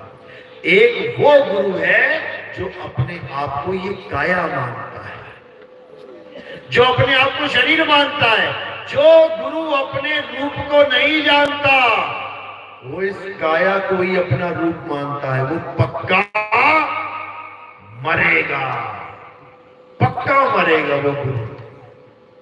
और जो गुरु अपने आप को अमृत यानी अमर आत्म स्वरूप जान ले, वो गुरु कभी नहीं मरेगा और उसका चेला कभी नहीं मरेगा। अरे हम ना मरिब मरिब संसारा, हमको मिला जियावन हारा। कहते हैं तुम मरोगे हम नहीं मरेंगे। ये मरने जीने का खेल खत्म। कब? जब हमें सतनाम का भेद बताने वाला गुरु मिल गया। क्योंकि सतनाम कोई मंत्र नहीं है, कोई जाप नहीं है कि तुम सांसों में जप रहे हो सोहम सोहम सोहम सोहम। ये नहीं है कि तुम मुंह से जप रहे हो अजर नाम, अमर नाम, पताल सब सिंधु नाम, ये नाम हंस का काम। ये नहीं है, ये तो जीव का खेल है। जिस गुरु की जुबान कट गई ना उसकी समझ लो दुकान कट गई। क्योंकि सारी दुकान इसी जुबान से चला रखी है गुरु लोगों ने। सारे मंत्र कैसे देते हैं? जुबान से। अगर जुबान कट गई तो सारे नाम खत्म। अब गुरु जी क्या मंत्र देगा? क्यों? क्योंकि जुबान का ही खेल है सारा। हिंदी के नाम, पंजाबी के नाम, उर्दू के नाम, फारसी के नाम कहां से निकल रहे हैं? जीव से। ये 52 अक्षर कहां से निकल रहे हैं? जीव से। तो क्या कह रहे हैं कबीर साहब? अरे 52 अक्षर जीव आधारा, आदि अक्षर जीव्या से न्यारा, वाही को सत सिमरण कहिए, सिमर सिमर नर उतरो पारा। जो सच्चा नाम है वो 52 अक्षरों में नहीं आता, वो बोल के नहीं दिया जाता कि गुरुजी ने बोला और तुमने कान से सुन लिया, हो गया नाम का। कुछ नहीं हुआ। हिंदी के नाम पकड़ के बैठ गए, स्वर और व्यंजन। कबीर साहब समझा रहे हैं, अरे स्वर व्यंजन का मेल नहीं है, पावन का ये खेल नहीं है। तुम कोई भी नाम लेके बैठे हो, क्या है वो? स्वर और व्यंजन। कोई भी नाम ले लो, कबीर का क्या है? स्वर है, व्यंजन। बहुत अच्छी, बहुत पढ़ाई करके आए। का क्या है? व्यंजन। बा क्या है? व्यंजन। ई की मात्रा क्या है? स्वर। हाँ, अब सही बोले। ई की मात्रा स्वर है, आगे रा क्या है? तो कबीर क्या बना? स्वर व्यंजन का मेल। अब कोई भी नाम डालो, तुम्हें टेस्टर दे दिया मैंने, 100 बल्ब लगे हैं, 100 बोर्ड लगे हैं, किसमें करंट आ रहा है किसमें नहीं आ रहा, कैसे देखोगे? उंगली लगा के, टेस्टर लगा के। अब मैंने जो टेस्टर लगा दिया है, अब इससे सारे नाप लो अपना अपना नाम। जो भी किसी गुरु ने नाम दिया है, नाम किसी का नहीं लेता मैं, क्योंकि यहां पता नहीं कौन कौन से गुरु जी के चेले बैठे हैं। जो भी नाम तुम जप रहे हो, बस तुमने ये टेस्टर लगाना है कि कहीं स्वर व्यंजन तो नहीं जप रहा मैं। समझ लो, स्वर क्या है? आ आ ई उ ए ये लाइन स्वर की है, और व्यंजन गा खा गा गा टा ठा डा ता था दा पा पा, ये सारे व्यंजन हैं। तो कबीर साहब कह रहे हैं, स्वर और व्यंजन के मेल से जितने भी नाम बन रहे हैं, इससे मुक्ति नहीं होगी। समझ लो, इसको 52 अक्षर कहते हैं। अब 52 अक्षर कौन देगा? परमात्मा का हंस तो नहीं देगा, परमात्मा का सच्चा सेवक तो कभी नहीं देगा। 52 अक्षर परमात्मा का भेजा हुआ सतगुरु वो कभी नहीं देगा। वो क्या करेगा? वो 52 अक्षर छुड़वा देगा। सोई गुरु पूरा कहावे, जो 2 अक्षर का भेद बतावे। एक छुड़ावे एक लखावे, तब प्राणी निज घर को जावे। अगर निज घर को जाना है, परमात्मा के पास पहुंचना है, तो भाई ये 52 अक्षरों को छोड़ना पड़ेगा। साहिब समझा रहे हैं बीजक में, अरे होठ कंठ लागे नहीं, ये जीव्या नहीं उच्चार। गुप्त वस्तु जो लखे, सो निज हंस हमार। कहते गुप्त वस्तु की बात है यहां पे, ये नाम फाम की बात नहीं है। समझ लो, कोई नाम नहीं जपना है। अरे शब्द शब्द सब कोई कहे। हर गुरु क्या कहता है? आओ हमसे शब्द ले लो, आओ हमसे नाम ले लो। लाखों चेले बना डाले, तो कह रहे हैं शब्द शब्द सब कोई कहे, वह तो शब्द विदे और जीवा पे आवे नहीं, निरख परख कर ले। यानी जीवा पे आवे नहीं, वो सच्चा नाम कभी भी जीभ पे नहीं आएगा। यानी वो नाम बोलने लिखने पढ़ने में नहीं आता, वो ले बोल के नहीं लिया जाता। अब जो 52 अक्षर नाम दे रहा है, वो क्या है? वो गुरुआ है, गुरुआ, जिसको अपने स्वरूप का ज्ञान और 52 अक्षरों का ज्ञान, दोनों का भेद नहीं पता है। तो 52 अक्षर देने वाले कौन हैं? यही काल के दूत हैं। कबीर साहब बता रहे हैं वाणी में, कह रहे जो नर पड़े 52 के फेरा, सो नर जानो काल के चेरा। जब 52 का टूटे डोरा, सहजे छूटे काल झकोरा। फिर नहीं आए फिर नहीं जाए, सारे शब्द में रहे समाए। सतलोक में नहीं जाना है, किसमें समाना है?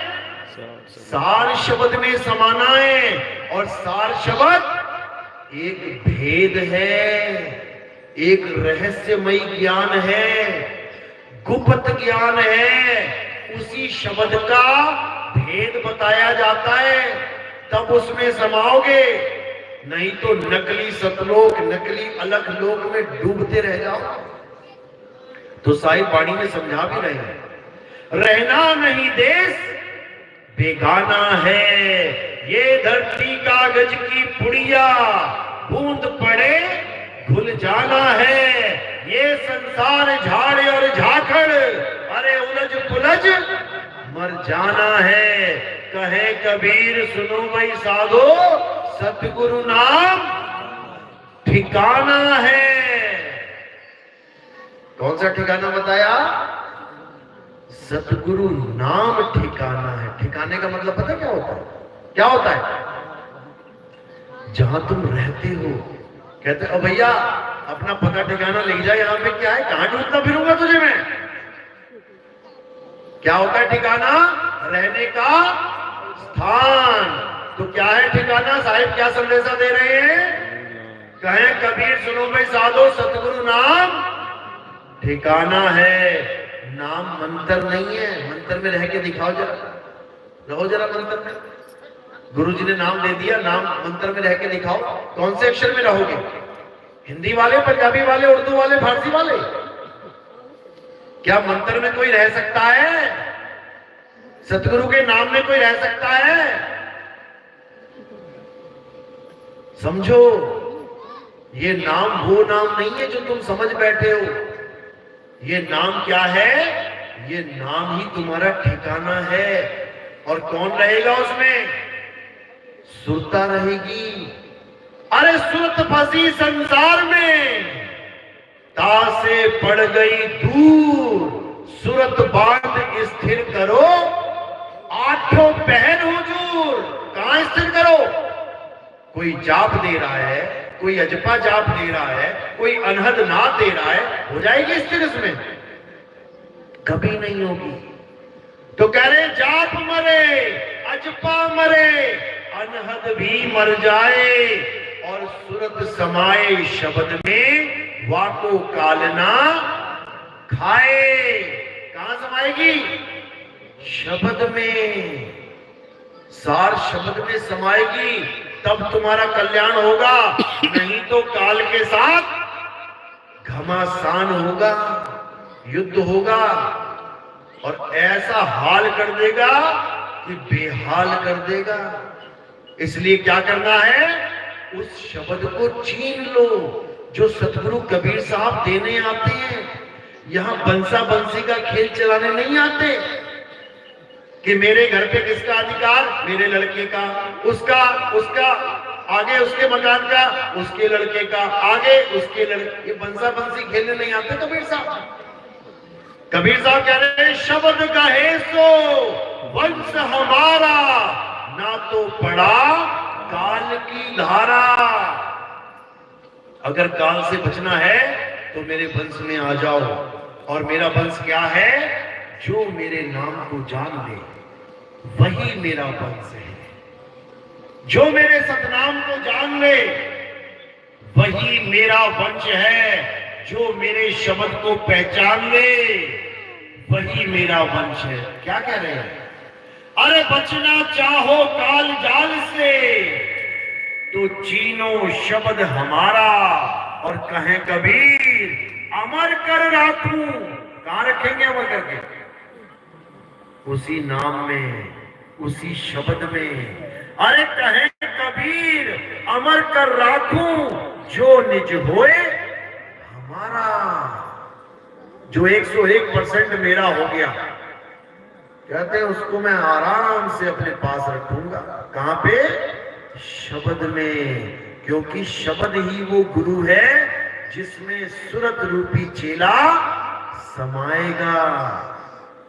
समझ लो, ये गुरु परंपरा तो कबीर साहब ने इसलिए चला दी कि चलो गुरु से ज्ञान होगा, लेकिन किसका ज्ञान होगा? खुद शब्द का ज्ञान होगा। असली गुरु शब्द गुरु है। तो साहिब समझा रहे हैं, अरे जग मर्यादा कारणे गुरु किया रामानंद। अरे शब्द हमारा गुरु है, सदा हमारे संग। हमारा असली गुरु शब्द गुरु है। और चेला कौन है? ये सुरता चेला है। नानक साहब समझा रहे हैं, शब्द गुरु सुरत धुन चेला। ये चेला अपने शब्द गुरु के धुन में जब लीन हो जाएगा तो समझ लो कि अब उसकी मुक्ति हो गई। और अगर चेला ये नाम जपेगा, हिंदी का नाम, पंजाबी का नाम, उर्दू का नाम, तो चेला मुक्त नहीं होगा, फिर चेला 84 में नजर आएगा। इसलिए दोनों नाम की पहचान कर लो। जो नाम मुंह से बोल के लिया और दिया जाता है वो नकली नाम है। जो नाम तुम्हारे पास पहले से है वो असली नाम है। गुरु केवल उस नाम का भेद बताता है जो तुम्हारे पास पहले से है। नाम को ही आत्म देव कहते हैं, आत्मा कहते हैं। सबके पास आत्मा है? हाथ खड़ा करो जिसके पास नहीं है। नहीं है। सबके पास आत्मा है। लेके आए हो? किसी की घर तो नहीं रह गई कि रसोई में रह गई हो, नहाते हुए कपड़े टांगे हो, आत्मा भी टांग दी, उठाना भूल गए, कंठी तो भूल जाते हो रसोई में। खाना बनाते कहते गुरुजी रसोई पर खाना बनाते हो पसीना ज्यादा आता है तो कंठी पीली ना हो जाए, हम उतार के रख देते हैं, फिर पहनना भूल जाते हैं। नहाते हुए कंठी उतार के रख देते हैं, खूंटी में टांग देते हैं, पहनना भूल जाते हैं। इसी प्रकार आत्मा तो नहीं भूल गए घर पे? लेके आए हो सारे? तुम आत्मा को लेके आए हो कि आत्मा तुम्हें लेके आई है? आत्मा तुम्हें लेके आई है। वाह क्या बात है। अरे तुम शरीरों की आत्मा हो। आत्मा तो आत्मा तुम्हें कैसे लेके आएगी? आत्मा शरीर को लेके आई है यहां तक। अगर आत्मा शरीर को रास्ते में छोड़ देती तो आ जाते यहां पे, तो शरीर वहीं गिर जाता। तो क्या है वो जो इस शरीर को चला रही है? आत्मा। वो सबके पास पहले से है, बस उस आत्मा का ज्ञान नहीं है। इसीलिए नाम जप रहे हो, इसीलिए नाम जप रहे हो, क्योंकि आत्मा का ज्ञान नहीं है। और कबीर साहब क्या देते हैं? आत्मा का ज्ञान। वो नाम नहीं देते कि ले 4 हिंदी के अक्षर पकड़ ले 4 अंग्रेजी के पकड़ ले। कबीर पंथी ने तो ठेका कर बना लिया है कि हिंदी के नाम से मुक्ति करवाएंगे, चाहे अंग्रेज आ जाए, चाहे चीनी आ जाए, चाहे जापानी आ जाए, सबकी हिंदी के नाम देके मुक्ति करवा देंगे ये लोग। जबकि ऐसा नहीं है। हिंदी के नाम से मुक्ति नहीं होती, पंजाबी के नाम जपने से मुक्ति नहीं होती। अरे कोटि नाम जपने से मुक्ति नहीं होती। मुक्ति किससे होती है? आत्म ज्ञान से मुक्ति होती है। अरे जल में मीन प्यासी मोह देखते आवे हंसी। कौन सा ज्ञान? आत्म ज्ञान बिना नर भटके। कभी काबा कभी काशी। और कबीरपंथी कहां भटक रहे हैं? वो भी मंदिर में भटक रहे हैं। जा रहे हैं, सुबह सुबह घंटी बजा रहे हैं, खूब आरती गा रहे हैं, दिया जला रहे हैं, पत्थर को माथा टेक रहे हैं, घर को वापस जा रहे हैं, कह रहे हैं भैया हम कबीरपंथी हैं। कबीरपंथी नहीं है, कबाड़पंथी है। कबाड़पंथी क्यों? कारण क्या है? जब तक मूर्ति खंडित नहीं होती, खूब पूजा चल रही है, खूब पूजा, और जैसे ही मूर्ति खंडित हो गई फिर क्या हुआ? उठा के कबाड़ में रख दिया उसको। तो किसकी पूजा करते रहे? कबाड़ की ही करते रहे। तो कबीरपंथी कभी कबाड़ की पूजा नहीं करता है, ये उसकी पहचान है।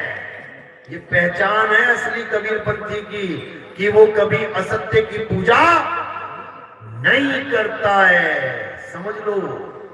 तो इसीलिए कबीर साहब समझा रहे हैं, सत्य को जानो। सत्य क्या है? आत्मा ही सत्य है। आत्मा का जन्म कब हुआ था?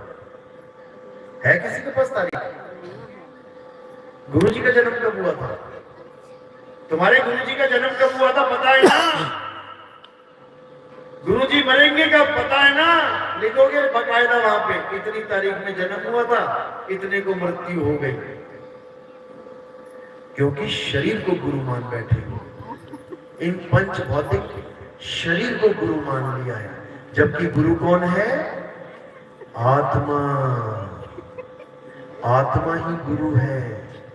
उस आत्मा को जानो जिसका ना तो कभी जन्म होता है ना कभी मृत्यु होती है। उस आत्मा को जानो जिसको शस्त्र काट नहीं सकता, अग्नि जला नहीं सकती, वायु सुखा नहीं सकती, जल भिगो नहीं सकता। उसको जानो, वो है असली वस्तु। उसी को बोला है घट घट मेरा साइया। सब घट में विराजमान है, खाली तो नहीं कोई। मुंडी भी नहीं हिला पाओगे खाली हो गया तो। उस सत्य को जाना। अब वही सत्य है, गीता में भी प्रमाण है। कई लोग भगवान राम जी की, कृष्ण जी की पूजा करते हैं, अच्छी बात है, लेकिन केवल पूजा नहीं करनी है कि गए माथा टेक के घंटी बजा के वापस आ गए। तुम अपने स्कूल में बच्चों को भेजते हो, अगर तुम्हारे बच्चे स्कूल में जाएं, घंटी बजाएं, टीचर के हाथ पैर छुएं और घर वापस आ जाएं, तो कैसा लगेगा? पास हो जाएंगे क्या? कभी नहीं होंगे। तुम गए मंदिर, अच्छी बात है। तुम किसी दारू के ठेके पे नहीं गए, तुम मंदिर जा रहे हो, अच्छी बात है। तुम किसी वैश्यालय में नहीं गए, तुम मस्जिद में जा रहे हो, अच्छी बात है। तुम किसी जुआड़ी खाने में नहीं गए, तुम गुरुद्वारे में जा रहे हो, अच्छी बात है। तुम किसी कत्ल खाने में नहीं गए, तुम चर्च में जा रहे हो, अच्छी बात है। लेकिन करके क्या आ रहे हो? जा रहे हो, घंटी बजा रहे हो, माथा टेक रहे हो, मन्नत मांग रहे हो, घर वापस आ रहे हो। बिल्कुल उसी तरह जैसे बच्चा जाए, स्कूल का दरवाजा खोले, घंटी बजाए, टीचर के पैर छुए, मन्नत मांगे।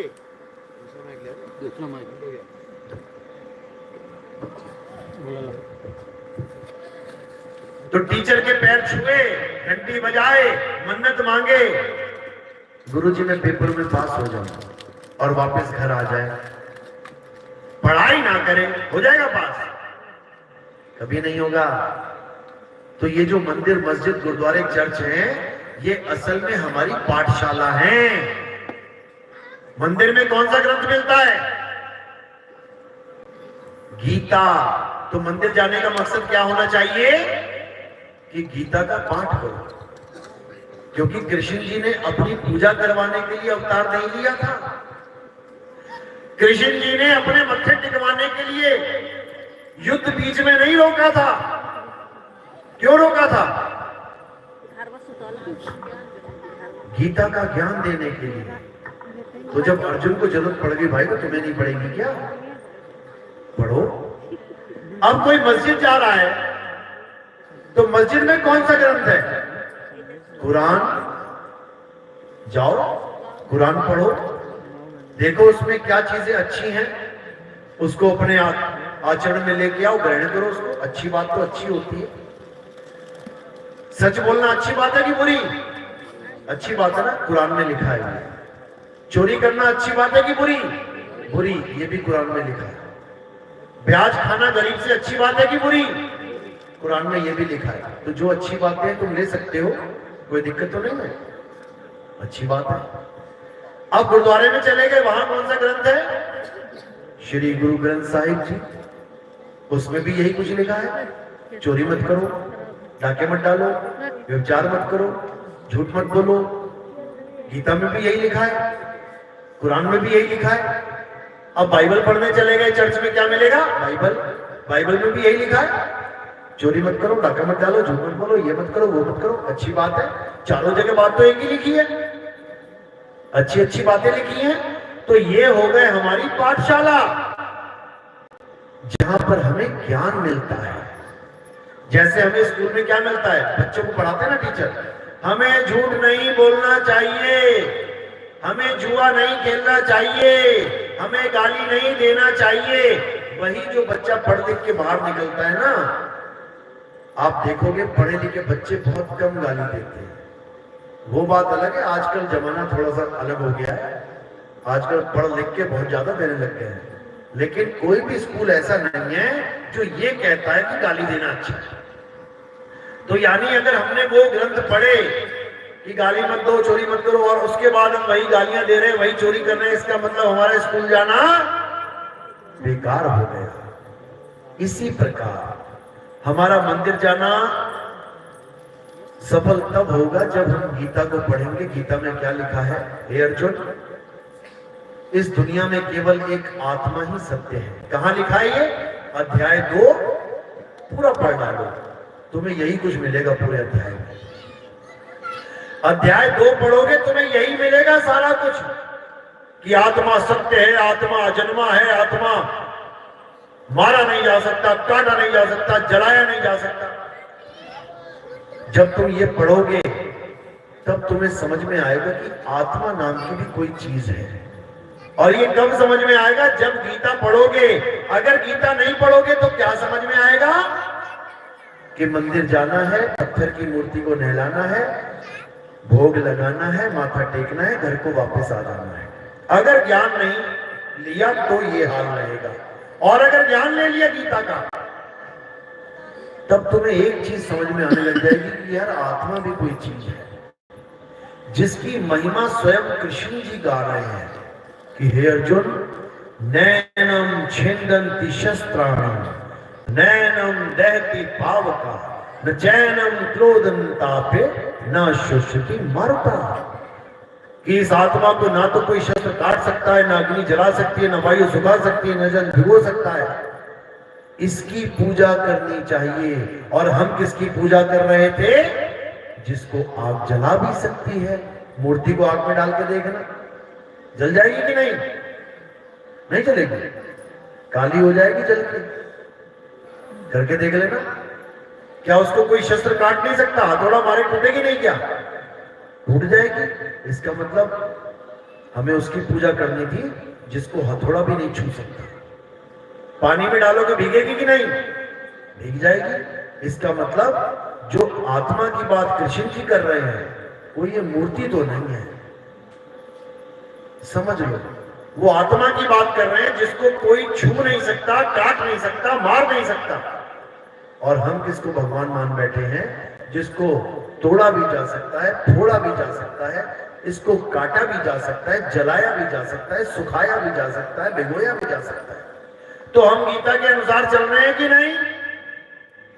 नहीं चल रहे हैं, समझ लो। हम नहीं चल रहे हैं। तो हमें गीता के अनुसार चलना है तो हमें आत्मा को जानना पड़ेगा। अब यही कुरान में लिखा है, बस उसका नाम बदल दिया है। गीता में लिखा है आत्मा ही सत्य है। कुरान में सत्य की जगह क्या लिखा है? हक है, हक। अरबी में हक कहते हैं किसे? सत्य को। तो वहां लिखा है कि खुदा हक है, यानी खुदा सत्य है। वही है जो हम कह रहे हैं ईश्वर सत्य है, मुसलमान कह रहा है खुदा सत्य है। अब ईसाई क्या कह रहा है अंग्रेजी में? God is truth. अब ये ट्रुथ क्या है? सत्य है। अब सरदार जी क्या कह रहा है? गुरुद्वारे वाले भाई क्या कह रहे हैं? हमारा अकाल पुरुष सत्य है। क्या बोल रहे हैं? सत्य श्री अकाल। किसी भी सरदार के पास जाओगे ना, नमस्कार कहोगे तो वो यही कहेगा, सत श्री अकाल पाजी, यानी सत श्री अकाल भाई। यानी परमात्मा सत्य है। तो हिंदू भी कह रहा है ईश्वर सत्य है, मुसलमान भी कह रहा है खुदा हक है, ईसाई भी कह रहा है गॉड इज ट्रुथ, सिख भी कह रहा है सत्य श्री अकाल। सारे सत्य को ही अपनी अपनी जुबान में नाम देके बैठ गए हैं। जैसे पानी का नाम अपनी अपनी जुबान में देके बैठ गए हैं। कोई कह रहा है जल, कोई कह रहा है वाटर, कोई कह रहा है नीर, कोई कह रहा है तोय। झगड़ा तब तक है जब तक वो पानी को जान ना जाए कि पानी होता क्या है। झगड़ा कब तक है जब तक तुम सत्य को जान नहीं जाओ कि सत्य होता क्या है। क्या है सत्य? क्या बताया मैंने सत्य? आत्मा ही सत्य है। हे अर्जुन, ये आत्मा ही सत्य है। और अगर तुम इस सत्य का ज्ञान प्राप्त करना चाहते हो तो क्या करना है? फिर मंदिर जाना है क्या, या मस्जिद जाना है, या गुरुद्वारे जाना है, या चर्च जाना है? कहां जाना है? अध्याय 4 34वां श्लोक। जिसके पास मोबाइल है अभी निकाल के देख लो, तुम्हें पता लग जाएगा कि हमें करना क्या है। हमें मंदिर जाना है या कहीं और जाना है। अध्याय 4 34वां श्लोक क्या कहते हैं? हे अर्जुन, जिस आत्मा का जिक्र मैं तुमसे कर रहा हूं, जिस आत्मा के बारे में मैं तुम्हें समझा रहा हूं, इस आत्मा को अगर तुम अनुभव में लाना चाहते हो, यानी इस आत्म ज्ञान को तुम प्राप्त करना चाहते हो, इस आत्मा का तुम बोध करना चाहते हो, इस सत्य को तुम प्राप्त करना चाहते हो, तो कहां जाना है? हे अर्जुन, तुम ऐसे तत्वदर्शी संत की शरण में जाओ जिसके पास दोनों प्रकार के तत्वों का ज्ञान हो।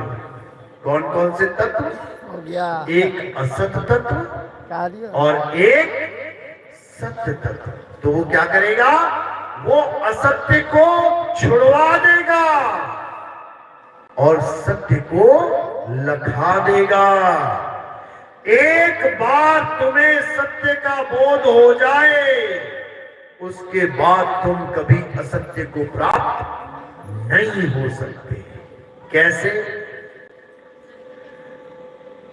करंट नाम सुना? करंट, जिसकी वजह से ये चल रहा है, अभी चला गया था बीच में, सबने सुना है? सबको करंट लगा है? कोई ऐसा है जिसको आज तक कभी करंट नहीं लगा? कोई भी ऐसा हो गांव में, हाथ खड़ा करो, जिसको आज तक एक बार भी करंट नहीं लगा।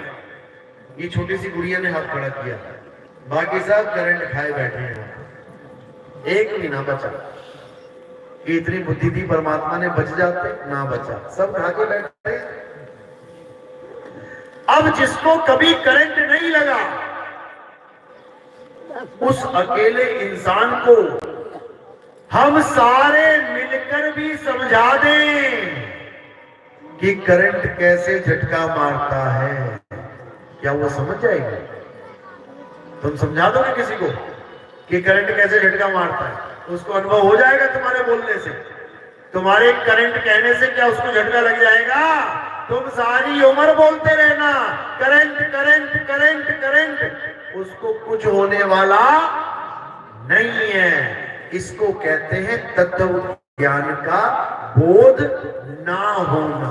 नाम तो सुन लिया लेकिन बोध नहीं हुआ। जैसे मैंने आत्मा आत्मा आत्मा तो कह दिया, मेरे आत्मा कहने से सबको पता लग गया कि आत्मा क्या होती है। आत्मबोधी हो गए? नहीं हुए। इसी प्रकार करंट करंट कहने से किसी को करंट नहीं लगने वाला। करंट कैसे लगेगा? कैसे बोध होगा करंट? बेटा वो बोल्ड है, उसमें जाके उंगली डाल। जैसे ही वो उंगली डालेगी वैसे क्या होगा? उसको करंट का ज्ञान हो जाए, करंट ज्ञानी हो जाए। और एक बार अगर करंट का ज्ञान हो गया तो क्या भूल जाओगे? एक बार अगर करंट लग गया जीवन में, तो तुम क्या पूरी उम्र भूल सकते हो उसमें कैसे लगा था? बस इसी प्रकार एक बार आत्मज्ञान हो जाने पर तुम्हें कभी अज्ञान धराशायी नहीं कर सकता। एक बार तुम्हें पता लग गया कि मैं आत्मा हूं, मैं अमर नाम हूं, मैं अजर नाम हूं, मैं अमृत नाम हूं, उसके बाद तुम्हें कोई मार नहीं सकता। शरीर काट देगा कोई बात नहीं, गोली मार देगा कोई बात नहीं, तुम्हें आपके आत्म स्वरूप में स्थित विद्युत की तरह, जैसे वहां से बटन बंद किया और उसी वक्त सारे शहर की लाइट सू करके गई। पकड़ के दिखाओ रास्ते में जरा, तारे पकड़ के रह जाओगे, करंट निकल जाएगा बीच में से। इसी प्रकार ये शरीर यहां धराशायी रह जाएगा और तुम विद्युत की गति से निकलते हुए सीधे अपने सत्य स्वरूप में समा जाओगे और अचल हो जाओगे। अचल, फिर ये चलने फिरने वाला काम नहीं रहेगा कि आज मैं सतलोक में हूं, कल को फिर काल भगवान यहां ले आए तुम्हें। कहां से आए तुम लोग? सतलोक से ही आए हो ना। परमात्मा ने सतलोक बनाया, फिर 16 पुत्र पैदा किए, फिर तुम्हें पैदा किया, फिर काल को पैदा किया, काल तुम्हें यहां लेके आ गया। कैसे लेके आ गया? क्योंकि तुम चल रहे हो इसलिए लेके आया। आत्मज्ञान हो जाने पे तुम अचल हो जाओगे। अचल समझ लो, अचल को जानना है। तो गरीबदास जी महाराज कह रहे हैं, अरे सतगुरु के लक्षण कहूं, अचल विहंगम चाल, हम अमरापुर ले गए ज्ञान शब्द सरघाल। कहते हैं सतगुरु की चाल क्या है? विहंगम चाल। विहंगम चाल क्या होती है? अपनी सूरत को इस काया से हटा के सीधे डायरेक्ट आत्म तत्व में लगाना। बीच में कोई मंडल भंडल नहीं आएंगे कि तुम आज यहां मंडल में हो, कल दूसरे मंडल में, तीसरे, कुछ नहीं। आज तुम सतलोक में हो, कल अलग लोक, अगम लोक, अनाम, कुछ नहीं। परमात्मा एक है कि चार है? एक है, लेकिन कबीर पंथियों से पूछना, बताएंगे तुम्हें। सतलोक में सतपुरुष रहता है, अलग लोक में अलग पुरुष रहता है, अगम लोक में अगम पुरुष रहता है, अनामी लोक में अनामी पुरुष। अरे चार चार पुरुष तो तुमने बना दिए। बात कर रहे हो तुम परमात्मा की। वो एक विहंगम चाल से डायरेक्ट पहुंचोगे। कैसे? करनैनो दीदार महल में प्यारा है, इसी में समझा रखा है। लास्ट की 2 लाइनें पढ़ लेना। पहले तो काया का भेद बता दिया, माया का जाल बता दिया, ये लोग भोग सब छोड़ो, हटाओ इसको। तो क्या करना है? शब्द विहंगम चाल हमारी, कहे कबीर सतगुर दीदारी, खुले कपाट शब्द झनकारी, और पिंड अंड के पार सो देश हमारा है। करनैनो दीदार महल में प्यारा है। अब पहुंचोगे अपने असली महल। वैसे नहीं पहुंच सकते कि तुम नाम जप के पहुंच जाओ। नाम जप के तो धक्के खाने पड़ेंगे। एक ऋषि था, सारी उम्र नाम जपता रहा, फिर क्या हुआ? फिर एक हिरन आ गया उसके आश्रम में। अब हिरन से प्रेम हो गया, हिरन को घास खिला रहा है, पानी पिला रहा है, नचा रहा है, घुमा रहा है, फिरा रहा है। अब भक्ति भक्ति बाद में, पहले हिरन को याद कर रहा है। तो नाम जपते जपते जपते जपते जपते एकदम अंत समय आया, तो क्या सोचा बाबा ने? अरे मेरा हिरन बेचारे को मैंने बांध के रखा है, कोई भेड़िया आके खा ना जाए। अरे उसको भोजन प्रसादी कैसे मिलेगी, घास कैसे खाएगा? यही सोचते सोचते सोचते प्राण निकल गए। तो क्या हुआ? हिरण बन के आ गया, हिरण की योनि में चला गया। मैंने सोचा बाबा ताली बजा रहा है, वो तो तंबाकू मल रहा है। तो कहने का मतलब हिरण की योनि में चला गया। जिसका तुम लास्ट में ध्यान धरोगे तुम वहीं चले जाओगे। अगर तुमने मरते समय ये ध्यान कर लिया कि गुरुजी आएंगे, सतलोक लेके जाएंगे, तो किसका ध्यान कर रहे हो? शरीर का। शरीर का। तो शरीर क्या है? पिंजड़ा है। अरे 5, 25, 3 का पिंजड़ा